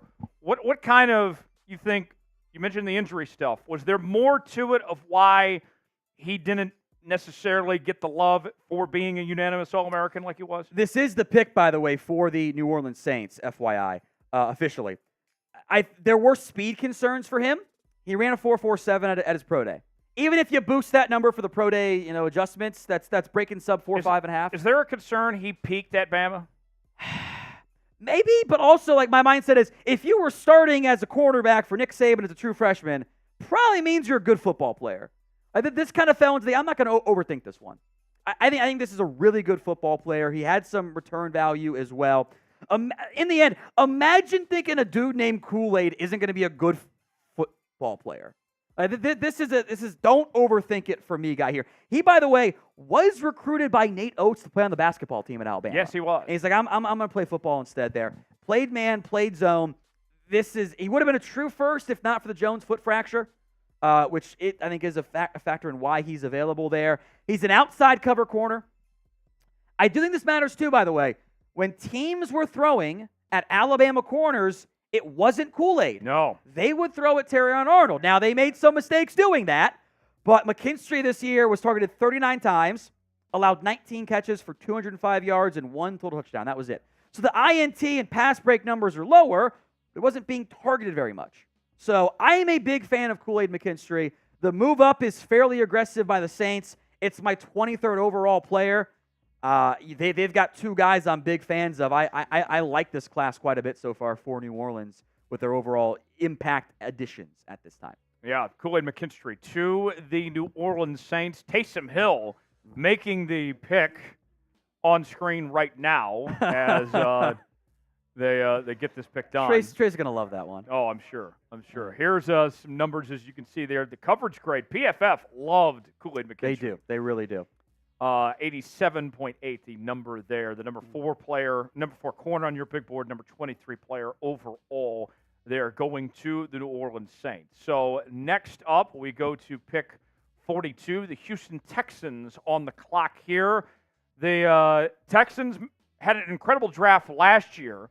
Mm-hmm. What do they have for an encore, a team that feels like they can compete in the AFC? Would assume defense. I know C.J. Stroud wants a receiver. I don't think he's going to get a receiver this time around. I know Chugs, our Texans host, really wanted Johnny Newton, but he, of course, is not on the board there. We'll get to pick 42 in just a moment, but today's live stream is made possible by Manscaped. Every man knows it can get a little bit scary when going for a close shave below the waist. That's why I trust Manscaped for all my sensitive areas. They have the Lawnmower family now. It is the Lawnmower 3.0 Plus, the 4.0 Pro, and the 5.0 Ultra. That's 3 different ball trimmers. Your boys, you know what I mean, right? They need some love as well. And for this reason, each trimmer has the skin-safe technology, LED spotlight, and unique features for any and all different grooming needs that you have. Get 20% off and free shipping with code CHAT over at manscaped.com/chat. That's 20% off and free shipping with that code CHAT over at manscaped.com/chat. For the best your boys have ever looked, trust Manscaped. To the Texans pick at 42, Kamari Lassiter, out of the University of Georgia, two-time national champion, heads to that Houston Texans defense, the number 9 corner on your board. Not the biggest player by any means, but I will always appreciate, Tom, a corner that is willing to tackle. He is a very good tackler. 8.5 career TFLs is pretty damn high. I think he makes the most sense as a nickel corner. I think his profile and the strengths and weaknesses have that make sense for me. He was mostly outside at Georgia, but he's not the biggest. He's 5'11.5", 186, sub 31-inch arms. He has elite short area quickness. 6.62 3-cone, 4.12 shuttle. Very, very high football IQ. Physical player as a run defender as well, despite the size. Remember how I said, corner's a stopwatch position? Yeah. 4.64 40-yard dash. And that's when you're 186 and you're a corner, that scares me. That's why he's only a third-round grade there. So I think a nickel corner role, he could be really good in that area, like a higher-end Logan Ryan type of guy in the NFL. I could see that. That makes some sense there. The Houston Texans, which kind of think fits like what D'Amico Ryans likes in general. Yeah, that sounds about right. Houston going with Lassiter there at 42. That puts the Arizona Cardinals on the clock. We mentioned earlier, anyone could have picked Marvin Harrison Jr. That was the easy pick. Now the work is really beginning for Arizona. Yeah, this is going to be they've got so many picks now. And I love that mindset. Like when you're rebuilding, give me more picks, more picks, more picks, more picks. I think that's a good strategy to have overall from that perspective. So Cardinals on the clock here at 43 overall. Very excited to see how that all plays out. Maybe we're in the middle of a cornerback run, by the way. Maybe. They're kind of getting a little bit thin from that perspective. So in a moment here, folks, I'm going to sign off. If you're watching on our Cowboys Report live stream, that will be going solo, just me. I'll be handling that for the plan is the remainder of today's day, but been a lot of trades already. We'll see what happens. So, Teacher, it's all you, my friend. All right, we'll hold things down, and let's get the chat going here. We want to break last year's chat record of 593, and the way you can do it is by spamming me in the chat. We will shout out everybody that spams me and see if we can break this record here. I don't care if your internet bugs out, if your computer breaks, at least you died trying spamming me in the chat. Spam me, we'll shout you out. Here we go. I want to see as many as we can over this next minute. 5, 4, 3, 2, 1, go. Got Boston Bob, not the Survivor winner, Boston Rob. David, Tony, I got Raider, Anthony, Brittany, Damian, Jay, Chewy, Jeremy, Matthew, Jay. Keep on going. Faster, faster. Way too slow. Way too slow. Logan, Liam, Void, Matthew. Do you want to break that chat record or not? Come on now, folks.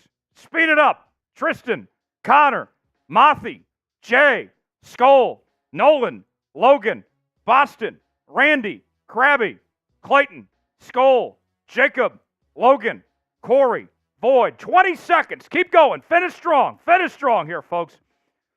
Maury, Goldberg, Wintrick, Anthony, Sports Edits, Damian. 10 seconds. 10 seconds. Break the record. Break the record. David, Mr. Slayer, Hayden, Foxtrot, Alberto, Peter, Tropical, Sports Edits, Mr. Slayer, Ryan, Ricardo, Chewy, Void, Brittany, the Virginia Seahawk. Great job, everybody. And we smashed our highest rate of the day so far. 402. Didn't quite beat 593. But we're setting the tone here. Still got plenty of chances to do this before the end of the day. So we'll give it another go coming up later. The Arizona Cardinals at 43. They continue the run on corners. They go with Max Melton out of Rutgers with the selection. The number 10 corner on Downey's big board, number 81 overall player. Bit of a reach here for the Cardinals to go with Max Melton here. Let's tell you more about him. Experience on the outside with length and speed. Seemed more comfortable in zone coverage, but offers some ability in man. He really struggled with tackling in 2023.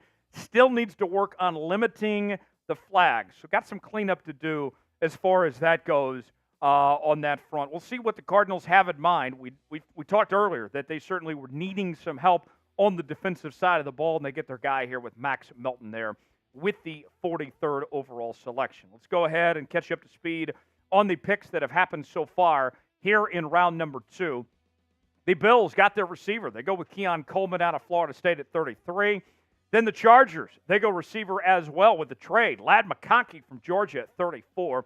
Rukaroro, the defensive tackle from Clemson, goes to the Falcons at 35. And then Jerzon Newton, the defensive tackle from Illinois, with the pick to the Commanders. Jalen Polk, wide receiver from Washington, goes to the Patriots at 37. T'Vondre Sweat, one of the, I would say, more interesting prospects of this year's draft. He goes to the Titans at 38. And then we see the Rams, they go defensive tackle. Cooper DeJean, excuse me, finally goes off the board to the Eagles with the 40th selection. Kool-Aid McKinstry finally off the board as well. A lot of people projected him to go first round. He goes to the Saints at 41. Kamari Lassiter with the Texans at 42. And Max Melton at 43. So, correct me if I'm wrong on this, Jack. I believe that's 4 straight corners that we've had picked with the last 4 picks. So will we see 5 in a row now? 4 straight corners, including Cooper DeJean as a corner there. Unlike yesterday, where it was very offensively heavy, today it has been very heavy on the defensive side. Yes, very defensive heavy. We started with the receivers to begin round 2, but now we've transitioned and had a run on defensive players. 4 straight corners with the last 4 picks. The Las Vegas Raiders now on the clock at 44 overall. We will get to their pick coming up in just a moment. But first, I want to remind you that you need to subscribe to Chat Sports as we're live for the entire NFL draft. Every single pick, every player we're breaking down in real time today and tomorrow. We are also bringing you coverage of the grades. We're going to talk UDFAs, all of that stuff over the next couple of days. Lock us in here on NFL Daily by Chat Sports. And more sports coverage beyond just the NFL. We're talking all things NBA as the NFL playoffs are heating up. The NBA playoffs are heating up. College football news and rumors as well. Join the family. YouTube.com/ChatSportsTV. Spin the wheel of subs. Make this number go up, up, up, and away. And help us get to 375,000 subscribers before the end of the night. The Raiders. Going with Jackson Powers Johnson. JPJ. The center out of the University of Oregon with the selection. There were some injury concerns when it came to JPJ, but a fantastic prospect in his own right. And quite the story when it comes to Jackson Powers Johnson. He didn't grow up around his father, and his stepdad helped raise him. And as a result, JPJ ended up, when he was 18 years old, left practice at the University of Oregon one day to go get his name legally changed to take his mother's maiden name and his stepfather's last name to get the name Jackson Powers Johnson. The scouting report includes the following. Hardly ever got beaten pass blocking with just 4 pressures and 758 pass protection reps. Ideal size for a center, yet moves really well. Length is not great, which led to some red flags over his college career. And we've seen as of late, folks, the track record around the National Football League when it comes to the center position has been pretty dang good. As you look at the likes of Tyler Linderbaum with the Baltimore Ravens, Creed Humphrey with the Kansas City Chiefs, Jackson Powers Johnson has been compared to some of those guys. We will sign off on our Cowboys channel. Don't go anywhere, though. Tom Downey is going to hold things down and get you some Cowboys exclusive content. So stick around for that, as Tom will be joined alongside Chris Daughtry. So don't go anywhere, Cowboy fans. We got you covered over there on our Cowboys channel, so stay tuned for that. We will continue here on NFL Daily's live coverage of the 2024 NFL Draft as we are in the middle of the second round. The Raiders just selected Jackson Powers Johnson, the center out of Oregon. That puts the Green Bay Packers on the clock with pick number 45. Your Super Chat menu for today, the best way to contribute and support the free work we're doing, bringing you live coverage of the NFL Draft, is by sending us a Super Chat. $sign next to the chat box if you would like to contribute. For every 250 likes, we will get bean boozled around here. Every $5 Super Chat, we'll talk about your team, even if it is the San Antonio Brahmas. $10 Super Chat, we will enter you for the Manscaped giveaway. Every $50 Super Chat equals a tortilla slap. And the highest Super Chat of the day, you will be the most valuable player of today's show. You will walk away with a rookie jersey of your favorite rookie in this year's class. The number to beat to be the MVP, you got to get to $101 in a single Super Chat to get that. Those are our prizes we're giving away today, the Lawnmower 5.0 and the rookie jersey. Send in a Super Chat if you'd like to contribute. Your way to get on the show as well is by sending those Super Chats. So that is where we're at, and we bring in Jace Andrews here on our live coverage of the NFL Draft. Day number 2 continues. Jace, welcome aboard. What's kind of your takeaways, your thoughts so far from what we've seen in the early portion of round 2? The exact opposite of round 1. Lots of defensive-heavy players. Devondre Sweat was an interesting pick, and it's weird. We went on a run of defensive tackles, then a run of cornerbacks. What's going to happen next? What position is going to start flowing off the board here? It's going to be interesting to see. We do have a trade alert. We want to go to that first?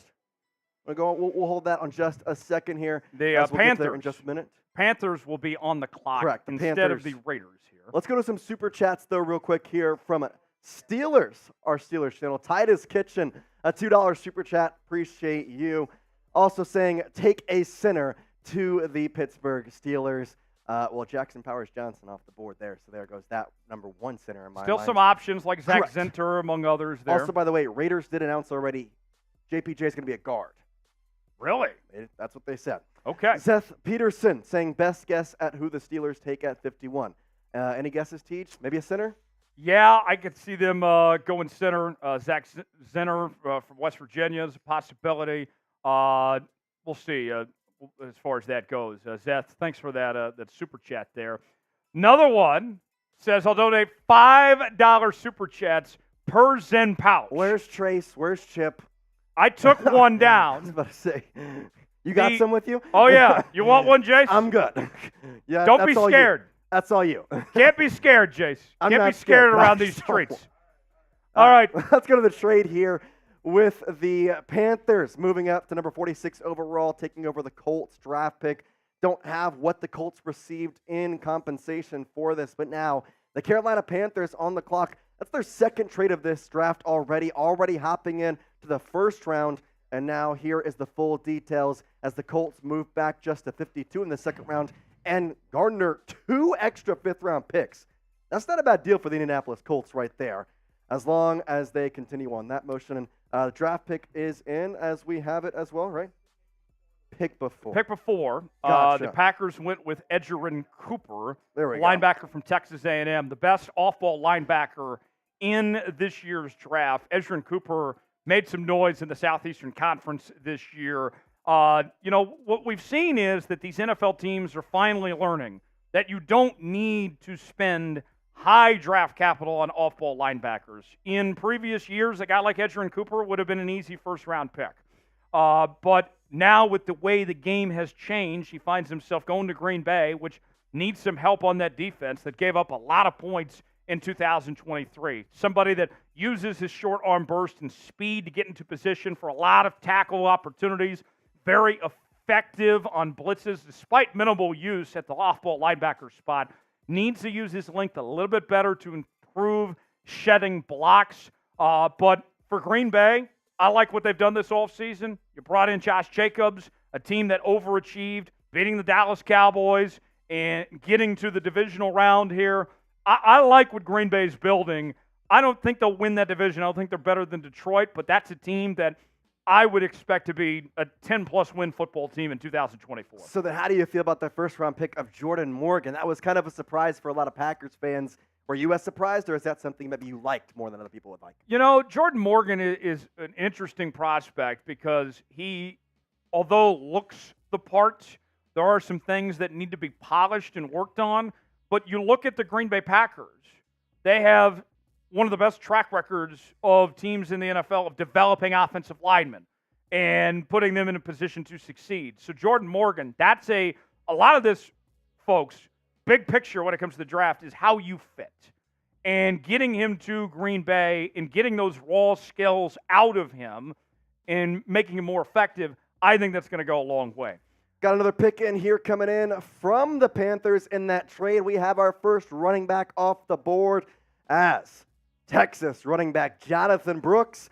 You are a Carolina Panther, the number 3 overall running back on our board, the number 1 running back taken in the 2024 NFL Draft. Jones, what do you like from him? Jonathan Brooks, I saw him firsthand a couple different times in college as he just tore my Kansas Jayhawks apart there in Austin earlier this year. And for me, what was interesting was if he didn't have that injury, we would have been talking about him being a borderline first-round pick. He is that good, that talented. And think about this, Bijan Robinson, all that hype and excitement. The big question for the Texas Longhorns entering 2023 was how do they replace Bijan Robinson? And that run game didn't really miss a beat with Jonathan Brooks, with the way, as explosive as he was, good balance, with the quickness and explosiveness, held up in pass protection well. If he can recover from that torn ACL, which obviously is still a big question mark, I think this is going to be a very good fit for the Carolina Panthers. They badly needed skill position players to help out Bryce Young there. I like it for Carolina. We'll see. One note, they are saying that he should be good to go with that ACL injury. It's just about whether or not he comes back the same as he was this past year at Texas. We're starting to get into that part of the draft. We're moving quickly here. Tyler Nublin, the first safety off the board, Nubin, right after the first running back, as he is going to head to the New York Football Giants. I like this pick a lot. I think this is a good pick for a defensive backfield that needs some help. Quality tackler. He's shown growth there. You look at, he had a 9.4 missed rate, which is really good. Okay, I mean, he took care of business, getting after the ball when he needed to. Good instincts as well, showed growth, instinctual, very smart football player of what the New York Giants are getting with this safety position here. And he's going to be, I think, more of a traditional safety, if you will. I would expect him to start right away for that New York Giants team. This is a team that's got a lot of pressure heading into 2024, coming off a disappointing year when they thought they were going to build off their playoff appearance from the year prior. I like to pick for Tyler Nubin to go to the New York Giants. That puts the Cincinnati Bengals on the clock at 49 here with this next pick. Oh, we got a little move. Okay. Jacksonville first. Yes, okay. Jacksonville's pick. Let's go to Jacksonville's pick. We'll get that here in just a few seconds as the Jacksonville Jaguars going Mason Smith, defensive tackle from LSU. LSU, it was interesting with the LSU Tigers this past year, Jace. That defense was just atrocious. Yeah, they were awful. That they were driven by their offense, but the one silver lining for LSU and their defense was the defensive line. And Mason Smith was one of the key contributors. I thought he was one of the better defensive players in the SEC, what we saw this year. The way that he held things up throughout the year on that defensive line, really, I think that he is going to be more the type to take on some of those double teams, which you got a Jags defense that already, of course, has some nice pieces with Josh Allen and company there. This is going to kind of take the pressure off of guys like Josh Allen and others because of the way that he can hold things, impose his will inside. Some say it would be a reach. We have him as the number 113 overall player here. But, Jace, think about this. This is not a good draft for defensive tackle. So if you're a team like Jacksonville, you needed to get something pretty quick before the others were gone if you were going to take care of this position. Considering we saw Tavondre Sweat already be taken, it was kind of beginning a little bit of a scary time for guys looking for a defensive tackle. Jacksonville getting 2 LSU players, by the way, Brian Thomas Jr. as well. Now they get Mason Smith. So pretty good haul there. They must have liked what they saw at Pro Day. I like the size and length that he brings. He looks the part. We talked about with Sweat that he's a little too big, right? Was playing at 390 at times. Comparably speaking, you look here with Mason Smith. This is somebody that all the measurables are there. 6'5", 306, 35-inch arm length, 8.5-inch hands. All those measurables, I think it feels like almost you're kind of drafting based on potential here because of what he looks like in that sense, that he seems like that he should be your typical NFL defensive tackle. That's what he physically fits the mold. It's just about, can he make it in the NFL? Can he be trained by the Jacksonville Jaguars? I think it's going to be a pretty good fit with him in Jacksonville, but only time will tell. We kind of went quickly through the past couple picks. Let's recap here the second round as a whole. First, in round 2, pick number 33, Keon Coleman there being a wide receiver. Lad McConkey, back-to-back wide receivers to do it. We got Ruka Rohuro, round 2, pick 35. Johnny Newton at number 36. Jalen Polk, the third wide receiver in round 2. Tavondre Sweat, the most interesting pick so far, going to the Tennessee Titans. Braden Fisk to Florida State. And then a run of quarterbacks at Cooper DeJean at number 40. Kool-Aid McKinstry at 41.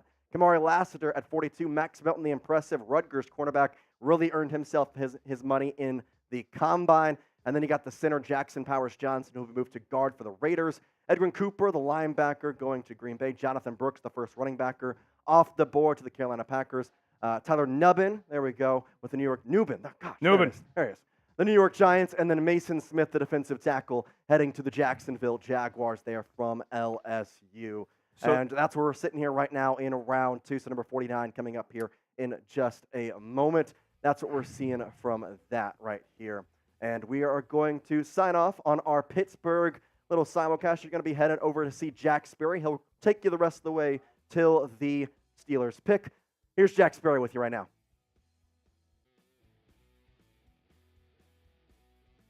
Welcome in to our live coverage of round 2 of the 2024 NFL Draft. The Pittsburgh Steelers are about to be on the clock. Adonai Mitchell, Zach Frazier, Andrew Phillips, lots of the top round 2 targets for the Pittsburgh Steelers are still on the board. This is going to be a very interesting pick. And guys, I got to say it, if Adonai Mitchell is still there at 51, and right now the Commanders are on the clock, I think it's got to be Adonai Mitchell. You need to add a number 2 receiver. Mitchell is an incredible deep threat. 6'4", runs a 4.3. He was teammates with George Pickens, so Pickens would love to have him as a teammate. I think that this is a match made in heaven for the Pittsburgh Steelers if he ends up being the guy. But I guess we'll have to see. I cannot wait to see what this pick is going to be, folks. I cannot wait. The Washington Commanders are currently on the board. Or currently on the clock, I should say. They traded down from 40. They took Johnny Newton at 36. So it'll be interesting. And they could use a receiver. This could be Adonai Mitchell at 50. But right now, Zach Frazier is on the board if you want to go interior lineman. Adonai Mitchell, Malachi Corley, Roman Wilson. A lot of their top receiver targets in this round are still on the board. Cornerback, Andrew Phillips. There's still quite a few players that they could go to at corner. So let's see. Those are the big 3 needs, man. Interior offensive line, wide receiver, corner. It needs to be one of those. Chris Jenkins, defensive tackle, went to Cincinnati at 49. And now Washington is on the clock. Let's see. Klocko says, don't jinx us. Kurgan Cold wants an offensive tackle. We just took one, buddy. We just took one. Uncle Straight says, Zach Frazier. All right, let me know who you guys want the pick to be down there in the chat. Let me know who you want. Do you want Zach Frazier? Do you want Adonai Mitchell? Do you want Malachi Corley? Do you want Andrew Phillips? Do you want somebody else? Let me know down there in the comments section. Earlier, I put out a Steelers Day 2 mock draft. I had the Steelers taking Malachi Corley at this pick. So right now, Frazier would be fine. I have a late round 2 grade on Frazier, so like this is probably where I would take Frazier, about his starting spot. I think he's a really good player. I think he can start at center for the Steelers right away. Of course, you take Troy Fautanu at number 20 yesterday at pick number 20. And right now the Commanders are on the clock. Let's see, man. Let's see what the Commanders do. They need a wide receiver. They need an edge rusher. They need an offensive tackle. So if this is Adonai, I will be kind of crushed because I want him to be a Pittsburgh Steeler, man. He is one of the best route runners in this class. He's really good after the catch. He's a big body that can run. I really like if Adonai Mitchell's on the board, that's who I'm taking because you can get a good center, a decent center in round 3. I think you can get Cedric Van Pran at pick number 84. If Mitchell's here, he's got to be the pick, guys. He's just too damn good. He's too damn good. If Omar Khan can land Troy Fautanu, who was my number 1 draft target in round 1, and then Adonai Mitchell, somebody who has no business being in this spot, just be unbelievable. $5 super chat here from Zeth Peterson says, we are getting Mitchell. I think there's a relatively good possibility of that happening, folks. Unless Washington takes him here or somebody trades up for him here at 50. By the way, Jackson Powers Johnson went earlier to the Las Vegas Raiders. And by the way, he is a perfect fit for the Raiders, right? Road grader, just a dickhead. He's running people over.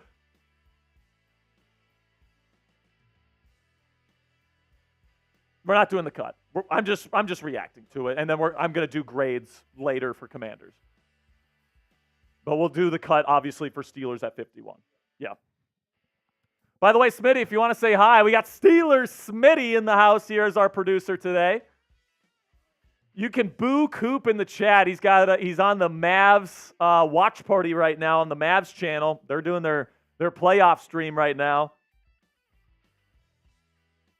Okay, so Steelers are on the clock. The Commanders are taking Michigan defensive back Mike Sainristil, cornerback, and that's going to be their nickel. That's going to be their nickel, Smitty.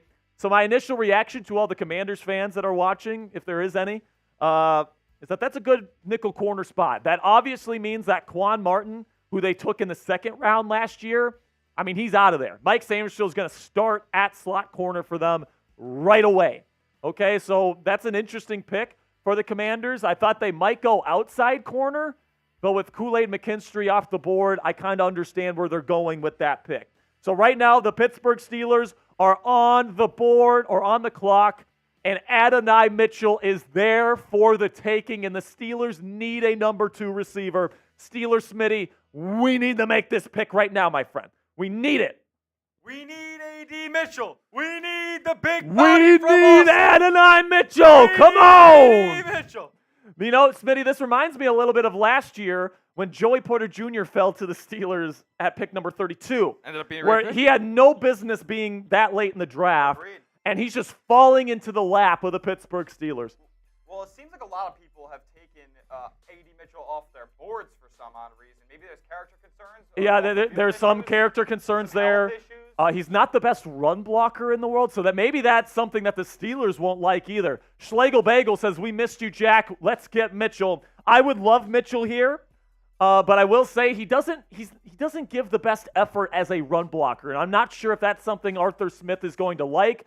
But when you have a guy as talented at 6'4", runs a 4.3, and you need a number 2 receiver, I just don't know if you can pass on A.D. Mitchell here if you're the Steelers. You can get an interior offensive lineman in round 3. You can get a pretty darn good cornerback in round 3. I don't have any worries about that. You ain't getting that Adonai Mitchell in round 3, man. You're just not. How do you think he complements a player like George Pickens. I think they bounce pretty well off of each other. Even though They're both pretty deep. big body Former receivers. teammates, by the way. Former teammates That's at right. Georgia That's way right. back in the day, so they know each other. You got George, who's a bigger body, down the field threat, and Mitchell is also a downfield threat, but he's more of like a true route runner. Yeah. And that's how I think he fits in here. You lose Deontay Johnson, who is your route running type guy. To me, guys, this has got to be Adonai Mitchell. I could see them going Zach Frazier here. I could see them going Andrew Phillips here. I could see them making other picks, and I'd probably be happy with it. But Could they potentially trade out of this pick? 'Cause they don't know who it is exactly yet. Now they just began on the clock. They are officially just on yeah, the the clock now. Steelers just got on the clock, folks. So this is going to be crazy. Pick is already in. Whoa. The pick is already in. The Steelers knew who they were taking. Who is this? It's got to be Adonai, right? If you guys want the Steelers to make a great pick, make sure you're subscribed to the channel. We're going to be covering it. We're going to be diving Subscribe. into this pick. Subscribe to the channel. The pick is in. Uh-oh. The Pittsburgh Steelers are selecting center out of West Virginia, Zach Frazier.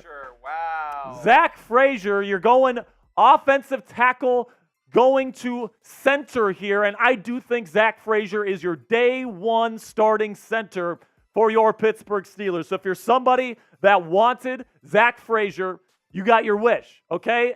He's somebody that I like a lot.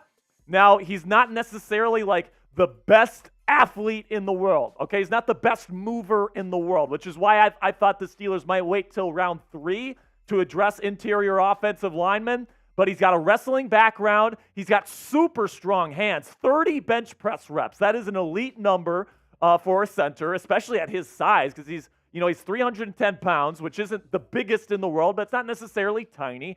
And he plays with great technique, great tenacity. He blocks like a Pittsburgh Steeler. He is a Pittsburgh native or Pennsylvania native. And I think that this pick solidifies this offensive line as a legitimate force to be reckoned with. Do we have the pick is not in on our graphics, okay. But this will be Zach Frazier. So you're building the trenches on the offensive line, and Frazier is now in, by the way. So it will be Zach Frazier to start out round 2 for the Pittsburgh Steelers. And I like the pick, all right? I think he probably would have been a better value at 84. At 51 is about like the highest I would take him personally. I had maybe a little bit of a lower grade than some other people because he's not the best athlete in the world, but that doesn't necessarily matter, man. Like, this guy is such a good player, great pass protector. I just think that you're getting a damn good center that's going to be able to push interior defensive lineman, and he's going to be a day one starter for you, and that's what you needed out of this pick. Of course, Duke Manyweather, the world-renowned offensive line coach that works with the best guys in the world. He is Zach Frazier's coach. He has been his biggest supporter. I'm sure Dan Moore Jr., who also works with Manyweather during the offseason, is going to be very happy with this pick. He already knows Frazier, so he's going to have a friend in the locker room. And after getting Troy Fautanu, who Mike Tomlin said yesterday, we think he is a tackle, this move absolutely solidifies that, right? Because Frazier, I think he's a center only, and I think that's where the Steelers are going with this pick. James Daniels is going to play right guard. Isaac Seumalo is going to play left guard. You got Troy Fautanu at left tackle, and you've got Broderick Jones at right tackle, all right? That's how I think you can pretty much put it in stone right now what the Steelers' offensive line is going to look like. And yeah, I know Mike Tomlin didn't say that where Fautanu was going to play left or right, but let's face it, Broderick Jones is more of a run blocker type. He's going to be on the right side. Fautanu's more of a pass protector. He's going to be on the left side. I'm a big fan of this, and I think this was the kind of the last big piece to the offensive line because plain and simply, the Steelers are trying to establish the run, right? They're trying to be a team that establishes the run early and then can throw the ball deep down the field when they're called to, when they can do that. And this offensive line now, going from left tackle to right tackle, Fautanu, Seumalo, Frazier, Daniels, Jones, they're going to be able to do that for you. And I really do think that this is the offensive line that Steelers fans have been waiting for forever. Okay, like we have been really suffering through some really bad offensive line play for like the last half decade here in Pittsburgh. And now I think that this is the pick. And both of these picks to start this draft, by the way, I think these are the two picks that finally get this offensive line where it needs to be, to have a dominant run game that can wear out opposing defenses. And then, of course, we got Russell Wilson and that rocket launcher attached to his right shoulder, bombing the ball down the field to George Pickens and whoever else they're going to be able to add throughout this offseason. I could still see them trading for Deebo Samuel. I could still see them trading for Cortland Sutton. I could still see them getting a really good value wide receiver in round 3. We know how good the Steelers are at taking wide receivers in the middle rounds. I think that this really does solidify the Pittsburgh Steelers as a run-blocking, run-heavy offense that's going to be able to completely wear out opposing defenses and then bob the ball deep on play action. And I think that sets the Steelers up for success offensively. And the only real piece that's missing now is a legit wide receiver to put in the number 2 slot behind George Pickens. And I have all the confidence in the world that the Steelers are going to get that done at this point. Make sure you click that subscribe button. We're going to have breaking news coverage for the Steelers all throughout this process here. So Zach Frazier was a 4-time heavyweight state champion in wrestling in high school. Whew. So, A.D. Mitchell goes off the board.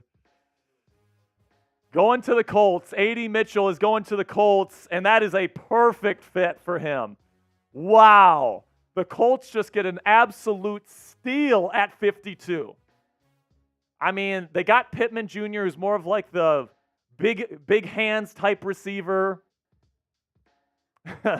And then you got Josh Downs last year in the slot. And now A.D. Mitchell's going to be that deep threat over the top for Anthony Richardson. That Indianapolis offense, Smitty, is looking pretty damn good at this point. That is an absolute steal for Chris Ballard and the Indianapolis Colts. That's a big target for Anthony Richardson to throw to. We know Anthony Richardson likes to bomb the ball down the field. A.D. Mitchell's a down-the-field receiver, can go up and get that jump ball. I like the fit in Indy. In Indy. Tough. Words are hard there, Smitty. All right, so are you ready to get into the cut? All right, so I'm pretty sure the sponsor is, I believe, Game Time.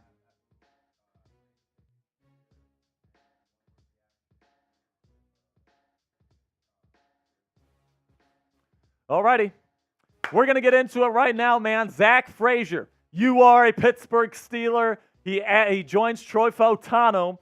This is a very young offensive line. You're going to have 3 guys in this offensive line that were drafted within the last 2 years, but a lot of talent and a lot of really great run blocking and pass protection here for Najee Harris, Jaylen Warren, and Russell Wilson. I am pumped up for the Pittsburgh Steelers, and I can't wait to see the receiver that they end up landing. I don't know if it's going to be a Deebo Samuel. I don't know if it's going to be a Cortland Sutton, and I don't know if it's going to be a guy in round 3 later today.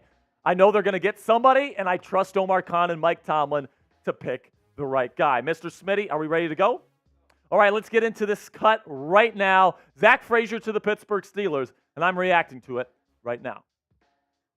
With the number 51 overall pick in the 2024 NFL Draft, the Pittsburgh Steelers have selected center out of West Virginia, Zach Frazier, and Steelers fans rejoice. There are so many people that wanted the Steelers to take this guy in round 2, and they got their wish here with the 4-time heavyweight state wrestling champion in high school. Turned center there with the West Virginia Mountaineers, and he has been fantastic in his entire tenure there in West Virginia. Has a ton of experience, a really good pass protector, plays with great technique. Now, he is coming off of an injury from last season. He's not the most athletic guy in the world, but I think he's athletic enough to play in this wide zone heavy system. And I do think he's going to be a really good player for the Pittsburgh Steelers on this offensive line. And yes, I do expect for him to be a day 1 starter for your Pittsburgh Steelers week 1 of the 2024 season. I think they're going to have both of their rookies here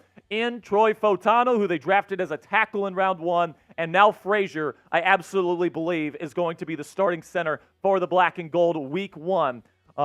He's going to be snapping the ball to Russell Wilson from now on, and that's exciting, man. So here's Tom Downey's scouting report on Frazier, where he has him ranked as the number 3 center and the number 34 overall player. So you're getting a great value here. Pick number 51 for the 34th overall prospect on Tom's big board. 4-time state champion wrestler. He's a very smart player, plays with really, really good instincts. So he's going to be able to play in the pro game right away. He's going to be able to handle twists and stunts and pass off and do all these things you want your starting center to do. Now, he doesn't have the best length in the world, but you don't really care about that with center. That's why he's playing center. And the athleticism is leaves a little bit to be desired, but I think it's good enough to play in this system, and I think that he's going to be a success here with the Pittsburgh Steelers. I am really excited to see what he's going to be able to do in a Pittsburgh Steelers uniform in year 1, because I think that he's somebody that has a very translatable a profile here. I think that he's somebody that, because he's got the intelligence, he's got the technique, he works with Duke Manyweather, the best offensive line coach in the world. And by the way, he knows Dan Moore Jr., who trains with him in the offseason, by the way. So he has a friend in the locker room. So this is a great fit for Frazier. Don't think there's a better place for him to land. And as you can see, man, 77.5 overall grade for him, 83.8 pass block grade, and a pretty darn good run block grade as well for Frazier, who is a really, really good player. And at the end of the day, I think that this is a pretty darn good value for the Pittsburgh Steelers, solidifying the offensive line. I'm going to tell you what I expect the offensive line to look like here with both Fautanu and Frazier joining the mix here, and what could be next for the Pittsburgh Steelers as we approach round 3. But first, let me know, what's your one-word reaction to them picking Zach Frazier? Because they did pass on Adonai Mitchell to go out and get Frazier. So obviously they love this guy. So let me know down there in the comment section your one-word reaction for today's pinned comment. In just a second, I'm going to talk about our sponsor today, Game Time. When I'm talking about Game Time, go down there and let me know your one-word reaction.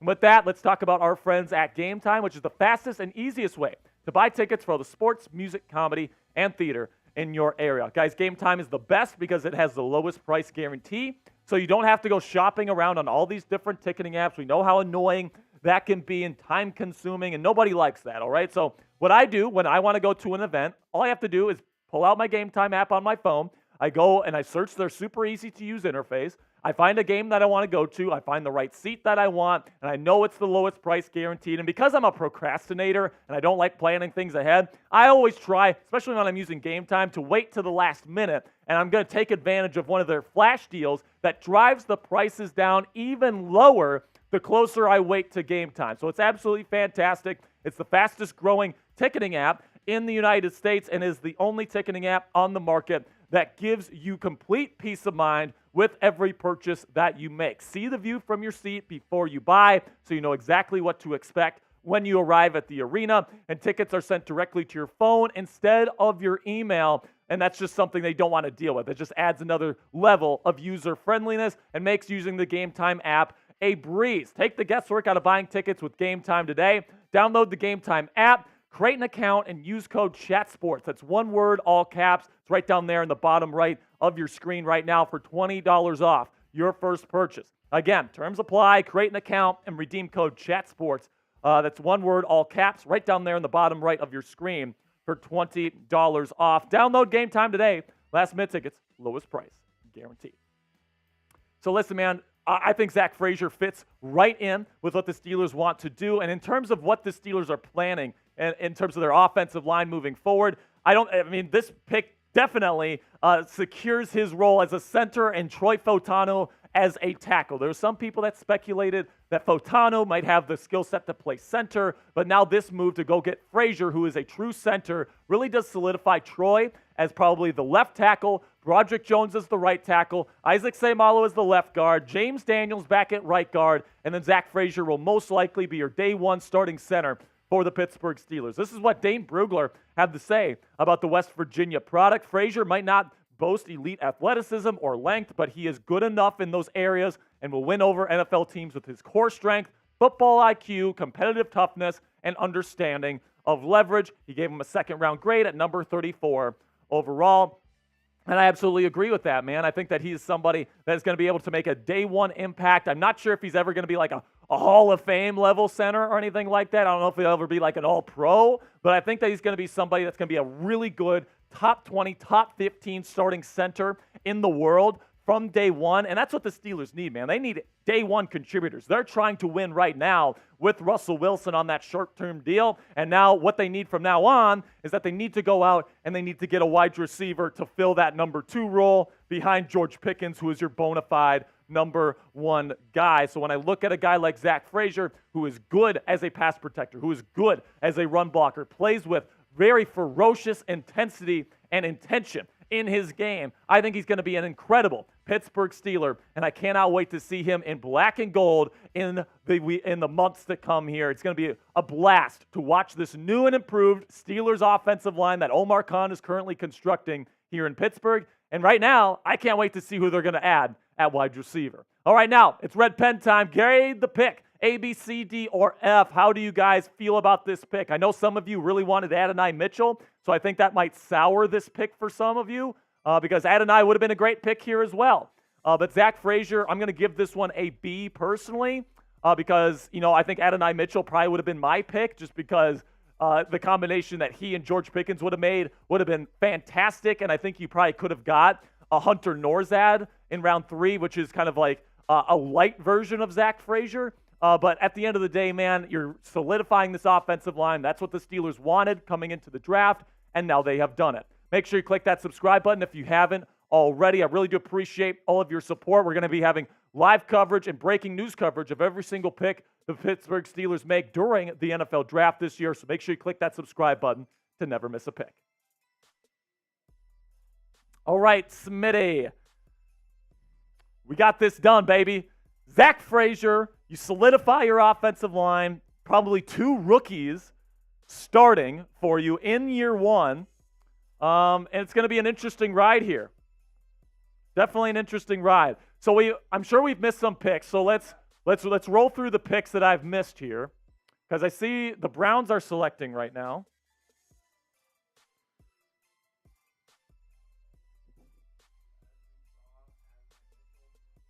So Adonai Mitchell to the Colts. Let's just roll through them here. So we got Ben Sinnott to the Washington Commanders. I like that pick, Smitty. Good player, good route runner, really athletic player from Kansas State. Maybe a little bit of a reach for Sinnott, but I think they really believe in him. Yeah, I had him as a 3rd-round pick, but I think giving as many weapons to Jaden Daniels as possible is going to be probably a good move for Washington. Absolutely, and with Adonai Mitchell off the board, going with a good tight end there and Sinnott, who can spend a year to really learn from Zach Ertz, who they brought in this offseason, I think is going to be a good thing for that organization overall. The dreaded Cleveland Steamers here took Michael Hall Jr., and this sucks because he's such a good player, man. Michael Hall is going to be yet another great defensive lineman for them. They got Myles Garrett. They brought back Zadarius Smith in free agency. And now I think Michael Hall Jr. is going to be a damn good interior pass rusher. So that defense is scary. That's one hell of a pick for Cleveland. As much as I hate to admit it, F the Browns, and F Petey, by the way. But yeah, man. So now we're at the pick. We're at pick number 55 with Miami. Steelers don't pick until pick number 84. So that's going to be interesting, man. That's going to be interesting. Okay, so now grade the pick down there in the comment section. I'm going to give some shout-outs here. Let's see. So Big C gives it a B. Jose Lozada gives it a B. Gary Lee gives it a B. David Lewis gives it an A. Benjamin is giving it an A++++++. Says, I love it. Damn, brah. They said we was going to run the ball, create another steel curtain. Yeah, man. I mean, I'm hoping that these 2 picks, both hit, and you can really create like a really menacing wall of pass blockers and run blockers here, man. Speaking of wall, Darren Waller just retired. Darren Waller from the New York Giants just retired literally in the middle of the NFL draft. That's nuts. It's kind of like Vontae Davis retiring at halftime. About Literally point of the NFL draft here. Yeah, Vontae. Yeah, listen, Vontae Davis. R.I.P. Rest in peace, Vontae Davis. He retired in the middle of an NFL game. I don't think that one will ever be topped, but retiring in the middle of the – I mean, they're definitely sitting in their draft room right now, Smitty, and they just got that text or that call, and they're just like, what the fuck, man? Like, we're trying to do something here. Like, this is not the time. This is not about you, Darren. Come on now. So let's see some of these grades that people have. Brittany gives it a B. Devin gives it an A+. Joe L gives it a B+, or A+++++. Devin gives it an A+. Yeah, if you were a big Zach Frazier guy, I think you love this pick. He definitely, just look at the guy, Smitty. This guy looks like a Pittsburgh Steeler. He does. I mean, I know the colors kind of make it easy for you guys, but he is a big body down there. Could he be the next? Could he be the next Mike Webster for Seattle? The next Marquise Pouncey? It's gonna be tough, man, to play on the level of those guys. But I mean, that's a very high bar to clear to be the starting center of the Pittsburgh Steelers. There's a lot of pressure that comes along with that because of all the Hall of Famers that have been here. But I think Frazier, with his wrestling background, his strong hands, his great instincts and intelligence to play the position at a high level, I think he's going to work out. And right now, you got a great offensive line, starting offensive line for your Pittsburgh Steelers. So now you go get wide receiver. Who do you guys want? Who should they be next? Who should the Steelers draft next? Who should the Steelers draft next? I don't know. Is Malachi Corley going to be on the board? Here's the thing, man. I don't think he will be. I don't think he will be. What's the next pick you guys have? 84. So you It's going to be close. It's going to be close. Steelers are waiting a while here. It's going to be close. I mean, And I don't think they trade up. I imagine he's the next receiver off the Get on board. screen, by the way, Smitty. Sure. Like get like the little got you. the little icon so they can see you. The little icon's not in here, so I got the big dog. Oh, it's Tyler Smith. Oh yeah. The government name. Steeler Smitty is in the house. You know what? So Smitty, here's the terrible towel. We're gonna initiate you right now. All right, you're gonna wave that thing around. Look at this. All right, Look at this thing. It's beautiful, right? The terrible towel. It's absolutely fantastic. Even though you guys beat my Seattle Seahawks in Super Bowl 40, I will still not wave the terrible to towel. mention Week 17 of this past year. Yeah. We knocked you guys out of the playoffs this year. You guys knocked us out of the playoffs. We were talking about that way back when. So and, Jack predicted it. So let's initiate Smitty here. Wave it around. Here we go, Steelers. Here we go. Here we go, Steelers. Here we go. Here we go, Steelers. Here we go. All right, good shit, Smitty. I'll take that towel from you. Who is the Dolphins pick here? They go with Patrick Paul. Oh man. Here's the thing that I don't like about the Mike Sainristil pick about Washington. They don't have a left tackle. Yeah. And they really don't have a right tackle either because Andrew Wiley stinks. Well, the good thing about them having or going with the Jaden Daniels and having them, them having him as their guy over the past month or so over Drake May is that he's able to improvise. He's able to escape the pocket and kind of make up for some bad pass protection up there in Washington. So I guess if you get a more safety valve weapons out there, like a Ben Sinnott right there, I mean, it could bode well for them, but he's going to be under a lot of pressure. Yeah. Here's the thing, though. What worries me specifically about the left tackle spot is that's the blind side. Yeah. So, like, if you got Cornelius Lucas as the left tackle and he's getting blown up by Micah Parsons, Twice a year. and he's going to go straight for Jaden Daniels, who's not expecting him because he can't see him.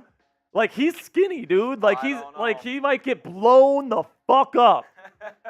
Like, if I'm the Commanders fan right now, I am like, oh my gosh, Jaden Daniels may actually get hurt on like a massive sack.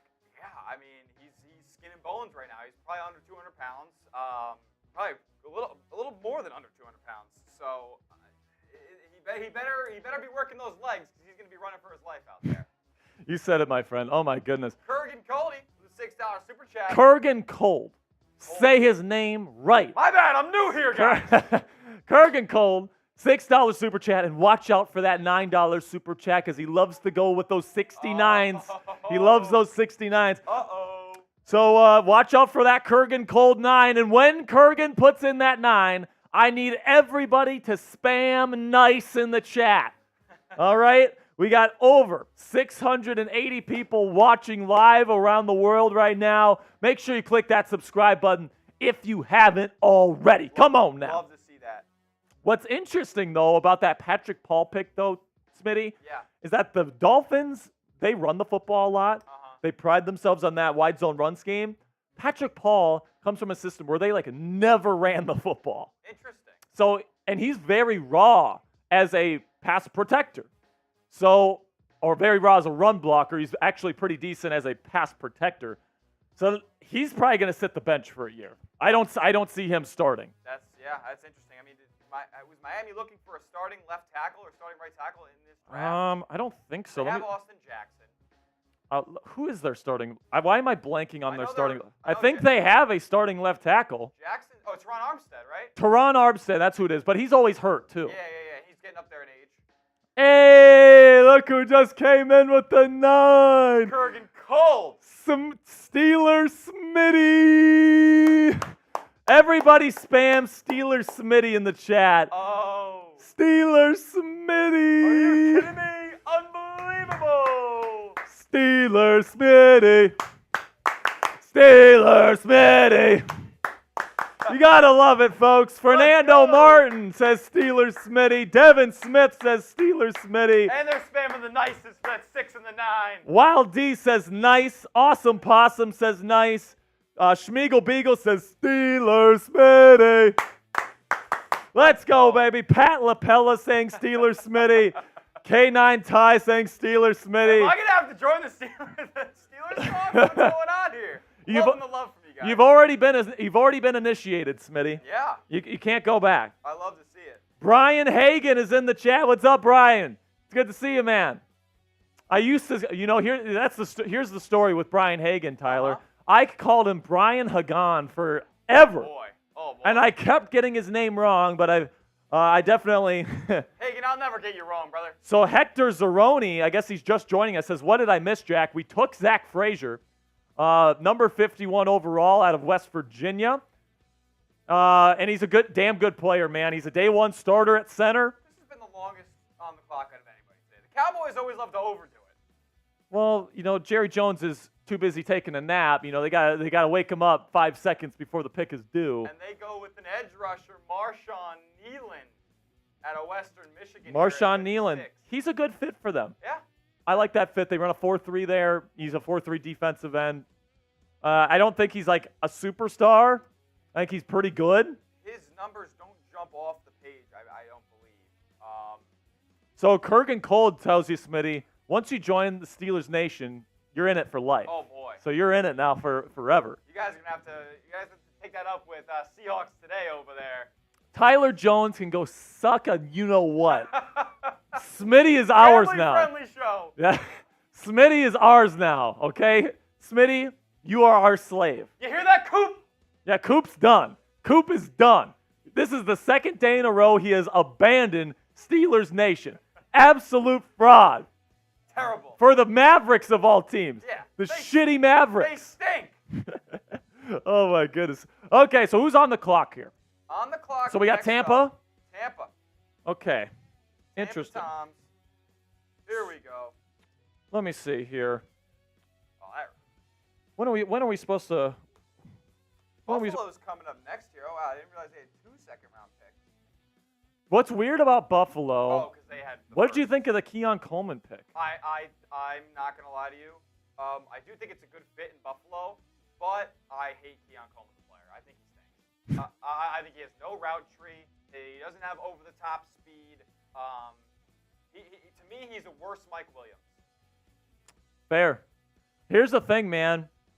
We just got a report here that the Steelers had interest in Deebo Samuel in a trade for him, but the 49ers asking price was too high. It was probably that pick at 51. Honestly, I would have thought about it, Would have thought about it. but he has an injury history, and I think that the Steelers feel like they can get a receiver that they like at 84. Yeah, they, like you said, they've had success drafting receivers in the middle rounds. So Yeah, I mean, Antonio Brown in the 6th, George Pickens in the 7th. yeah. No, it's not 7th, the 2nd. second. I'm an idiot. I was All right, gonna we say. got Hybrid God with a $5 super chat coming in here.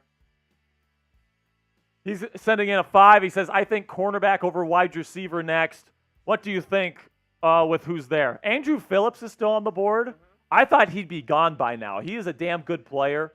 Renardo Green from Florida State. I'm a big fan of him. Samer still went to the Commanders, so it's not going to be him. Here's the thing about corner. You have Dante Jackson, who you got in the Deontay Johnson trade, and because you pretty much swapped Johnson for Johnson, Deontay for Dante. So obviously the Steelers view Dante Jackson as a starting corner. Yeah. And he's only played on the outside in his career. I think you could maybe think about putting him in the slot because he's smaller, and Mike Tomlin has moved guys before. Yeah, he's under 6 foot. Yeah, he's like 5'10". Yeah, 5'10". But he's super speedy, great short area quicks, and I think he'd fit at slot. But if they view him as an outside corner, then I could see Tyke Smith from Georgia being the pick at 98. Okay. I think Tyke Smith is the best slot corner in the draft. I think if you're looking for a specialist like that, then I think third round isn't a bad place to go and get it. But here's the thing, man. These teams play so much nickel in the NFL. Nickel is pretty much base. So, if you have a nickel corner, that guy is essentially a starter for you. He's on the field almost every play except for your goal line packages. Basically, every team's running nickel in some capacity now. So 70, 75%. Yeah. 80% of their snaps are a nickel. So at this point, if you get a guy like Tyke Smith to play the slot, I think you're set because you got your 3 starting corners. And then maybe if you find an Elijah Jones or something on day 3 to kind of be another outside corner. You took Corey Trice Jr. out of Purdue last year. He's got a lot of potential. Okay. So I think that the focus for the Steelers should probably be slot corner. And Max Melton went off the board earlier, and he was somebody. Right. That's right. And he's another guy that can play the slot. Yep. So the Green Bay Packers are taking Javon Bullard, safety out of Georgia. Oh, the Buccaneers went with Chris Braswell, the edge out of Alabama. Chris Braswell. Who took him? Okay. So Tampa Bay went with Chris Braswell, and then the Packers are going to take Javon Bullard. Who's Javon Bullard? Fill me in. Who is he? Free safety from Georgia, really good player. Okay. Smaller guy though, so he's going to be a true free safety. So it looks like that the Packers are going to have Xavier McKinney, who they signed in free agency, as their strong safety. Yep. He played there in the past couple of years for the Giants, right? He started out as free safety and moved to strong. Yeah. Okay. So let's talk wide receivers here because you go offensive line for your first 2 picks if you're the Pittsburgh Steelers. You still don't have a number 2 wide receiver. Okay. You have George Pickens. You have Van Jefferson, who has not put up good numbers these past 2 years. He's been hurt as well. Quez Watkins is fast, but he's terrible tracking the ball down the field, so he provides almost no value, in my opinion. I kind of like Calvin Austin III. He's good after the catch, decent route runner, but he's tiny. You're the top wide receivers available right now. So here are the top wide receivers. Troy Franklin's there. Troy Franklin is still on the board. He won't make it to 84, I don't believe. An interesting one here, Smitty, is Roman Wilson. Yeah. Because he's had a personal relationship with Mike Tomlin since high school. He's known him since high school. Okay. And guess what Michigan does?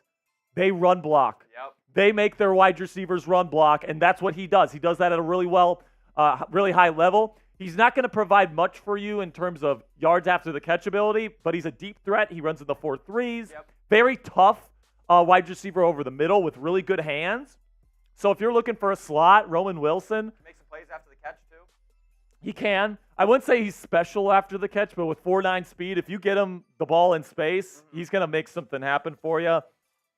Troy Franklin, I think he's more of a boom or bust guy. I think there's a reason why he's falling. He didn't have the best draft process, if I'm being honest with you. Okay. But, he's a good route runner. He had a lot of production at Lot of his tape at Oregon. He looked like a stud. He has a lot of highlights. Yeah, a lot of highlights. So, but he's lot of Pac-12. he's a bit he was skinny. playing. Yeah. Against really good press corners, he gets shut down. Yeah. So he worries me a little bit. Plus, Kinda not much of a run blocker either. Kind of like a poor man's Devontae Smith, perhaps. He's taller than him, Okay. but I don't hate that. Malachi Corley is the guy to watch, in my opinion, because if the Steelers were interested in Deebo Samuel, guess who people are comparing Malachi Corley to? Deebo. It's Deebo Samuel and Rashee Rice. Yep. Okay, these guys that maybe aren't the best route runners, but they're really good after the catch. You scheme things open for them, and then they make plays after the catch. That's what Malachi Corley does. He can play in the slot. He can play outside. He can play even play in the backfield like the Niners do with Deebo from time to I time. believe he led the nation in yards after the catch last season. He did, absolutely. So I love him. Very interesting because he was an under 1,000-yard receiver last year, yet he led the nation in yak. So Jermaine Burton out of Alabama, not the best run blocker in the world, but he's a really good route runner, secure hands, and he can play outside and inside. And he's a good deep threat too. He reminds me a little bit of Doug Baldwin. Okay, cool. I love Dougie B. And you got Russell Wilson, who had a great career with Doug Baldwin. Great career with Doug Baldwin. But the thing with Jermaine is that he's such a dickhead. Okay, he's trash talking all the time. He is Richard Sherman at the wide receiver position. Oh, he's a Richard Sherman. Doug Baldwin hybrid. Like he is beating somebody on a route, and then he is telling them to their face that he just fucking destroyed them, Yeah, right? Like that's what he's doing. So Jermaine Burton, if you're looking to put like another, like George Pickens, like Steelers fans have said, bad attitude, blah blah blah, selfish, whatever. If you're putting Jermaine Burton in there and you're putting another kind of like character concern type of receiver, there's red flags there. Okay. Number 5 on Tom's big board right now at wide receiver is Malik Washington. And I love me some Malik Washington. Okay. Top 3 in the nation in yards after the catch. He's 5'8", so he's really small, but he's almost 200 pounds. Oh, So he's big, Yeah. and he's a really good run blocker from the slot. That's interesting. So if you're looking for somebody that's going to be great after the catch, he's going to be able to run block for you.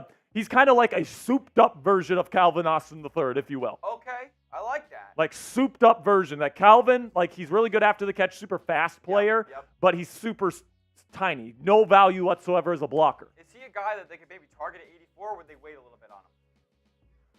I think that you'd have to take him in round 3, I think, man. Like he's just too good. Yeah. He's such a good football player. And I would love Malik Washington to be a Pittsburgh Steeler. Jalen McMillan is somebody to keep your eye on here, folks. The scout in the area scout that's in the Pacific Northwest for the Steelers. He's a Washington alum, Okay. and he loves the Washington Huskies. Okay, like I tweeted out earlier, watch out for Jalen Polk or Jalen McMillan as the pick. I don't like McMillan as much. He's not a physical receiver. Can't catch at the catch point with contested coverage. He has to be wide open to catch it. Okay. But he's decent after the catch, and he provides some value as a deep threat. So Speaking of Polk, do you think that was a reach by New England? yes, Yeah, I think they needed somebody with number 1 potential, and they have a bunch of guys on their team that are like tough and like good hands catchers and all these different things, but they don't have like a true separator. Yep. That's not Jalen Polk's game either. No. Like they have a bunch of guys like, well, I don't think they have Palmer anymore. Nope. But like he was somebody that was like, I can't run, Devontae Parker. I can't run to save my life, but I'm going to make contested catches. That's who Jalen Polk That's who is. Jalen Polk is. He's a contested catch guy. He's a good run blocker, and I think he'd be a good number 2. But like Adonai Mitchell was right there, and he was a number 1 type Right there. potential guy. Like Yep. that's who I thought the pick should have been. He was the route runner. He's the big frame receiver who can go up and get that contested catch. But I guess teams really have him slipping down their boards. Yeah, absolutely. Did we have some picks come off here? Blake Fisher came off the board here. Tackle out of Notre By Dame. the way, all the Steelers fans that were calling me out saying that it was a massive reach for me to put Blake Fisher in my Steelers mock drafts at 51, he just went at 59. Yeah. So who was right on that? Me. I was right on it. So if you said, oh, we have to wait to 84 for Blake Fisher, he just went at 59. All right? So if you wanted a tackle, if you took a wide receiver in round 1, you would have had to take Blake Fisher at 51. But hey, Jack, good thing. Sperry knows ball. Good thing. Sperry knows no ball. but Sperry knows ball. Good thing we don't have to worry about that anymore. The offensive line is short up early. In this Oh, yeah, baby. Oh, yeah. I love it. And like you said, Javon Bullard to the Packers, the safety out of Georgia, the pick before. And now it's the Buffalo Bills back on the clock here at pick 60. So they traded up. Who was at 59? Oh, it was Fisher. We talked about it was Fisher. It was Fisher. Okay. So we got a super chat here from Nathan Tuckfield, a $5 super chat. I love it. He says, am I crazy for wondering that no one is talking about Luke McCaffrey, great athlete, obviously, and run blocker, great out of the slot. as too. So I'll get to my notes here on Luke McCaffrey because I think it's pretty interesting. Let me see here. Do I have this on here? Yeah, let me give some shout outs in the chat. Oh, my bad. Give some shout outs, Smitty. I'm going to find my notes on Luke McCaffrey real quick. Spam Steelers Smitty in the chat if you want to shout out. Spam Steelers Smitty. If you want to shout out here on Steelers Talk, Day 2 NFL Draft coverage, throw a Steelers Smitty in the chat. I'm new here, trying to get acclimated. Love the energy that Steelers Talk brings day in and day out. Shout out to Hybrid God. Shout out to Cassie Voth. Both. Both. That's my girlfriend. You say it. I know. You get my girlfriend's name right. Christina. It's Christina. James IDK, Nathan Tuckfield, Eli the Reaper, Ben's Randomness, Nothing. I like that name. Nothing, no profile picture. That's lit. That's lit. Lord Buddy Bear in the chat. Lord Buddy Bear! Let's Angel go! Torres, Steelers Smitty, I can't finish that message. We have a pick, Smitty. We have a pick? The Bills are taking Utah safety Cole Bishop. Bishop. Bishop goes off the board. Goes off the board. I like him a lot, man. I like Bishop a lot, too. I think he can play strong safety. I think he can play slot corner if you need him to. He reminds me a lot of Micah Hyde. That was actually my comp for him, so this makes a ton of sense for them. A good replacement pick for them. JT Brown says, is the beer flowing yet? I can get involved, guys. I'll do some drinking challenges. If we get a $50 super chat, I'll do a beer shotgun right here on stream. A $50? Yeah. All right, so if we get a 50, Steelers Smitty is going to be doing a beer shotgun on camera. So someone send in that 50 because I need to see this, all right? Listen, I'll put that thing down fast in Xavier Worthy's 40 times. 421? 421. You can mark it down. All right, we'll make sure we get that done for you, all right? So here's my notes on Luke McCaffrey for Nathan here. Luke McCaffrey made the switch from quarterback to receiver in 2022 and has had a commendable path towards becoming an NFL-level prospect at the position. He carries a strong frame and brings a physical play style where his best ability is to attack the football through contact, where he managed an impressive contested catch win rate of 60% in 2 seasons at Rice. He also clearly spends time in the gym, where he was happy to show off his six-pack in Mobile for the Senior Bowl, and it seems like a safe bet to say he has a high work ethic as evidenced by a successful transition to wideout and the yearly development in his hands consistency. The problem is he just isn't a great athlete. Okay, so that's the problem. He has his play speed is pretty bad on film. Yeah. And it wouldn't be a surprise if he runs. What did he end up running? I think it was like a 4.9, like not good. Yeah. So let me check McCaffrey's numbers here on the relative athletic score. What did Luke McCaffrey run? I don't think it was very good. Uh-oh. Shit. What's wrong? Mo Love! Oh! $50 Super chat! Let's go, Mo Love! All right, you guys want it? You guys are going to get it. Super chat like Mo. Get on the show. Super chat like Mo. Get on the show. Hey, super chat like Mo. Hey. Get on the show. Mo Love. Drink that beer, Steelers Smitty. Get off there, baby. I got to find a beer. I'll message Big Tex. So actually, man, Luke McCaffrey actually had a really good 40 time. Plays a lot. He ran a lot faster than his 40 time look, or than his speed looks on film. Ran a 4.46, which isn't bad. But he does look slower on film, in my opinion. His play speed just needs to get better. So I personally have a day 3 grade on him. Okay, on Luke McCaffrey. So, but if the Steelers took him, he's a big guy. 6'4"? Arthur Smith loves big guys. Yeah, he's big. And, I guess he's a 4.46 guy, but, you watch Luke McCaffrey's, highlights. He has, college level, and this is Rice we're talking about. So it's not, high-level SEC corners. Yeah. They're, catching up to him. So, I don't know, man. The play speed is a little bit concerning to me, but, he's got the size that Arthur Smith likes. So it wouldn't completely shock me if McCaffrey ends up being a pick. Oh, it's another one! It's a Bradenstein Seal City!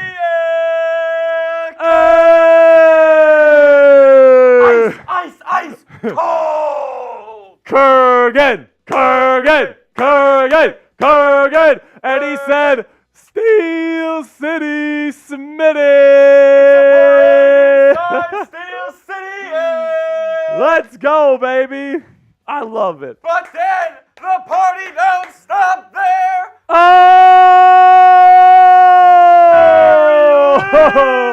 Steelers Smitty. Steelers Smitty. Smitty, you are about to get fucked up on the Steelers Talk Live show right now. Marilyn Krieger, one of our Black Diamonds, she says make it a double. All right. I mean. So what is that now? 3? Yeah. Is that 3 beers? Or are you going to do Happy Dads instead? What? Yeah, I'll do Happy Dads. But what do you guys think? Should I do 2 beer shotguns or a boot? Ooh. I'll throw down a boot if you guys want it to be a beer boot. How about this? If we get another 50, we'll make it a boot. Uh-oh. Look at that. You So know what? okay, so here's the deal. Smitty's gonna shotgun I'll this. shotgun one right now. He's gonna shotgun one right now. If we get another 50, Smitty's gonna do a boot. All right. Smitty's gonna do a boot. All right. Let's get to it. Come on. All right, here we go. Oh, so the Lions. Who are the Lions picking here? Well, we didn't. Lions picking Enos Rakestraw Jr. Okay, Ennis Rakestraw Jr. Good fit for Detroit. I thought that they might take. So they took Terry and Arnold in the first. Now they're doubling up at corner. What they might do here, Smitty, I think they're going to play Arnold in the slot, and they're going to play Ennis on the outside. I like that. They brought in Carlton Davis from the Tampa Bay Buccaneers earlier, or formerly with the Buccaneers, I should say, in free agency. So they got a really good cornerback room now. Did we get another one? Angel Torres says, Arthur Smith loved big guys. No Diddy. No Diddy is crazy, Angel Torres. That's crazy, man. So Nothing says, Jack, do you think we're planning on drafting a wide receiver since we passed on Adonai Mitchell? Yes. Oh!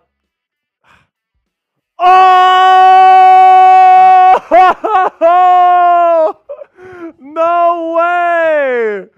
That's crazy, man. This one's coming in from Vince John Alfuge. Bang! Uh-oh! Boots coming! Boot time! Boot alert! We do. A boot's coming for Steelers Smitty! Hell yeah, Vince! Hell yeah, Vince! That's what I'm talking about! That's what I'm talking about! Oh! Another $50 super chat from Kurgan! Oh, let's go! There. All right, Smitty. Smitty's getting ready to do his shotgun here. Come on now. Do you need one of the special tools? Oh, he got it. Smitty says, I'm him. Oh! Another one from Princeton Cummings. So Mo Love says, why are you not drinking? Get on camera, Smitty. Greg D says, I sound hammered. I am completely sober, man. I am drunk on good vibes right now. All right, Smitty, get You guys went get on too it. quick. You guys went too quick. I couldn't keep up with Steeler Nation. Oh, my gosh. Steelers Smitty. Steelers Smitty. I'm not that short, by the way. I'm not that short. Literally every single person says that. What's up? Time it. Oh, okay. Xavier Worthy's 40. All right, Xavier Worthy's 40 time, 4.21. All right, you ready? I'm ready. 3, 2, 1, go. Come on. Go. Oh! 4.08! Smitty! Let's go. Steelers Smitty. Steelers Smitty. Oh man, we gotta get a boot going somewhere, man. So Fernando Martin says, Froggy voice Jack, voice less, day 3 of the draft. I am not going to be able to talk tomorrow, guys. I'm going to sound like a straight up smoker tomorrow. All right, I need a swig of my hot chocolate here to try to loosen up the pipes here. Bonk.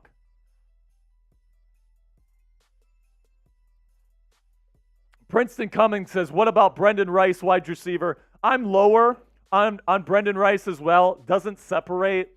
He's not good enough as a contested catch winner to justify bringing in a guy that's just a contested ball winner. So, late round pick, sure.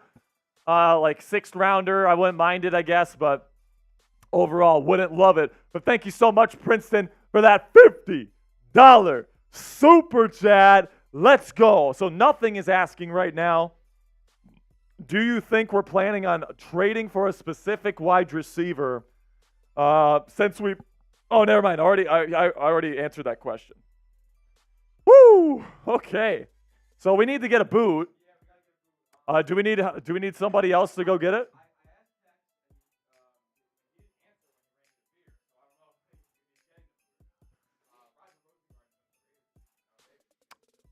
Ravens, you said? I can't wait for TJ Watt to bull rush that guy's tiny ass. To the Ravens? Well, I guess TJ nailed that one. Whew. Okay, man. We're at pick number 63 right now, so the Steelers are still 20 picks away.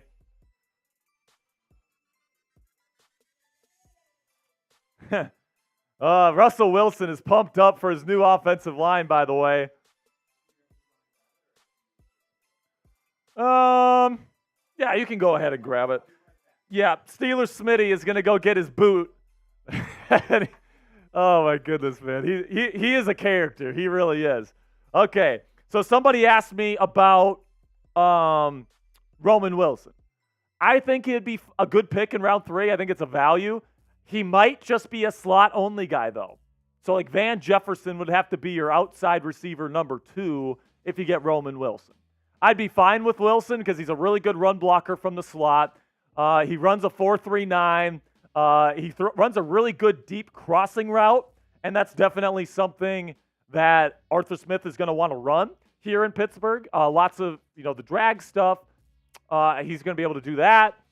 So I like the fit. He's a really good route runner, really tough contested catcher over the middle of the field. Like there could be a straight up hospital ball, and he's catching that thing, man. He's taking a hard hit. It doesn't matter. He's got super good hands. He had a ridiculous one-handed catch at the Senior Bowl this year right in front of Mike Tomlin, who, by the way, has known him personally since high school. So, last year you take Joey Porter Jr., who had known Mike Tomlin for a long time.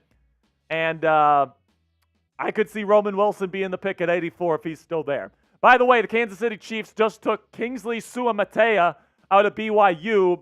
I think that's a steal for them. He is an absolute athlete. Long arms, powerful dude. He's probably going to be their starting left tackle to start. Oh, baby. Steelers Smitty coming in with the Happy Dad boot right now. Happy Dad boot, what up? All right, baby. Oh, dude, I can smell it. Fruit punch. It smells like fruit punch. 3 Happy Dads in 1. Steelers Smitty. Steelers Smitty. Suamataia. Got a BYU, goes to Kansas City. He's probably going to be their starting left tackle next year because they don't have anybody.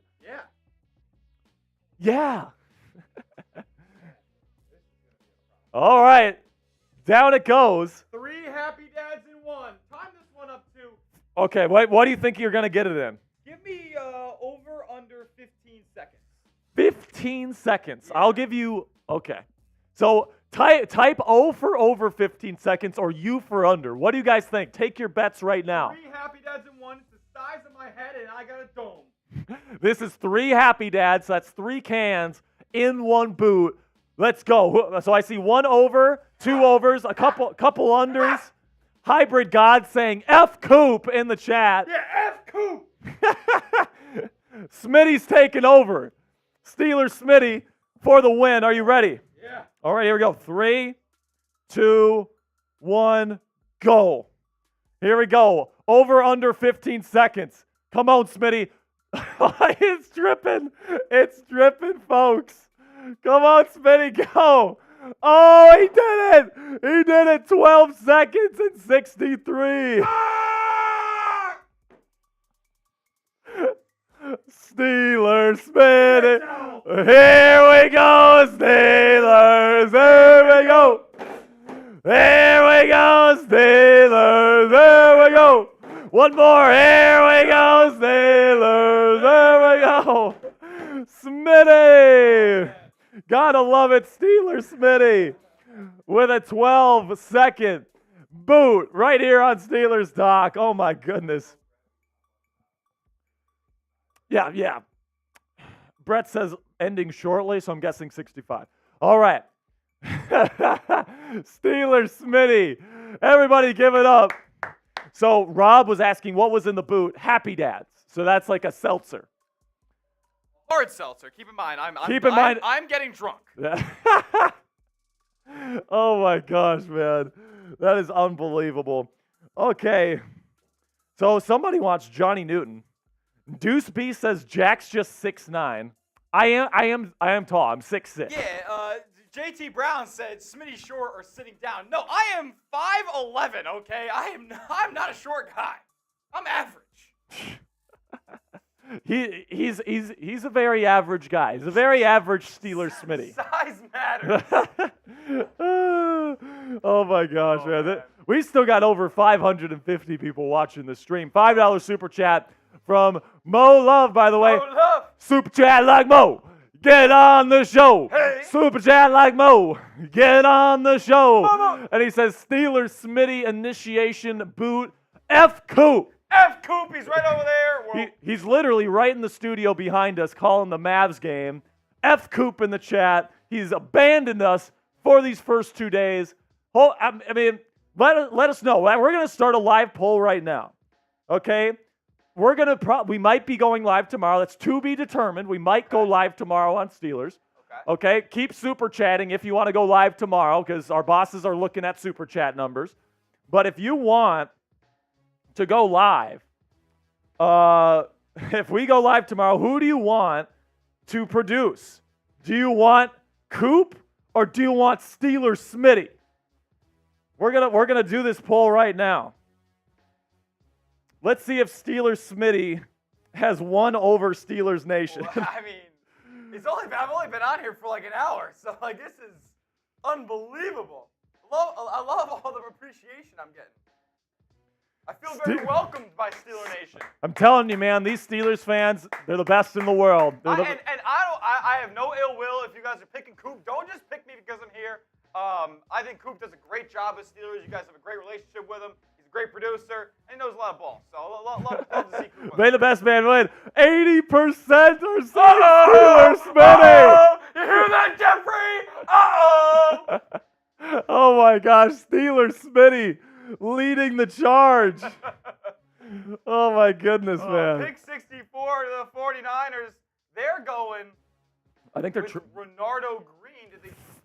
Fuck! Renardo Green there to the Niners. Renardo Green to the Niners. That's a really good pick for the 49ers, They needed man. some help in the secondary. He is such a good player. I wanted the Steelers to maybe get him. I kind of wanted the Commanders to get him. And by the way, this is where he deserves to go. He deserves to go in round 1 or in round 2. Uh-oh! Oh, no! Damn it!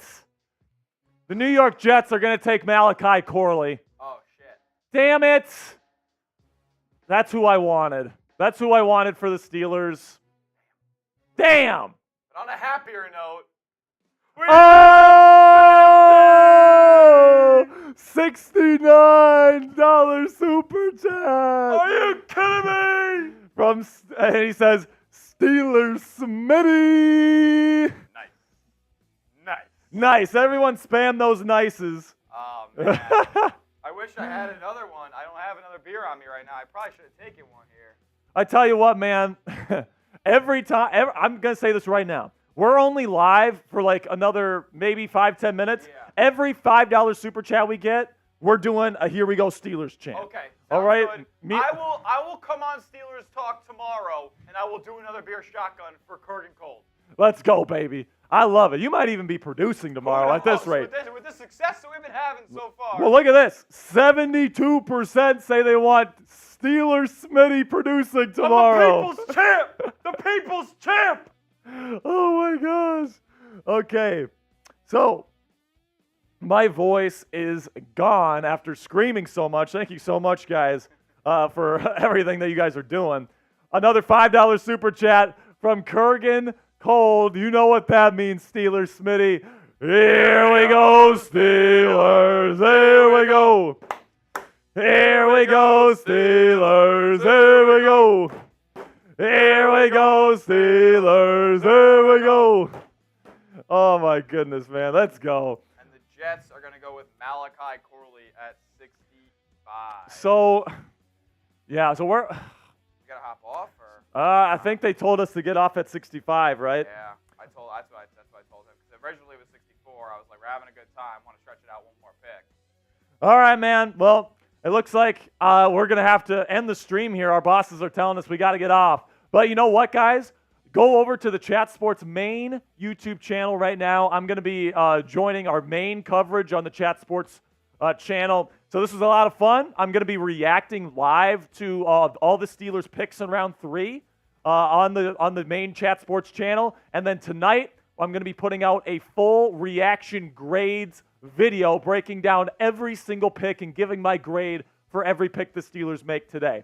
Hopefully they get a good receiver. Yeah. There's still some good ones out there.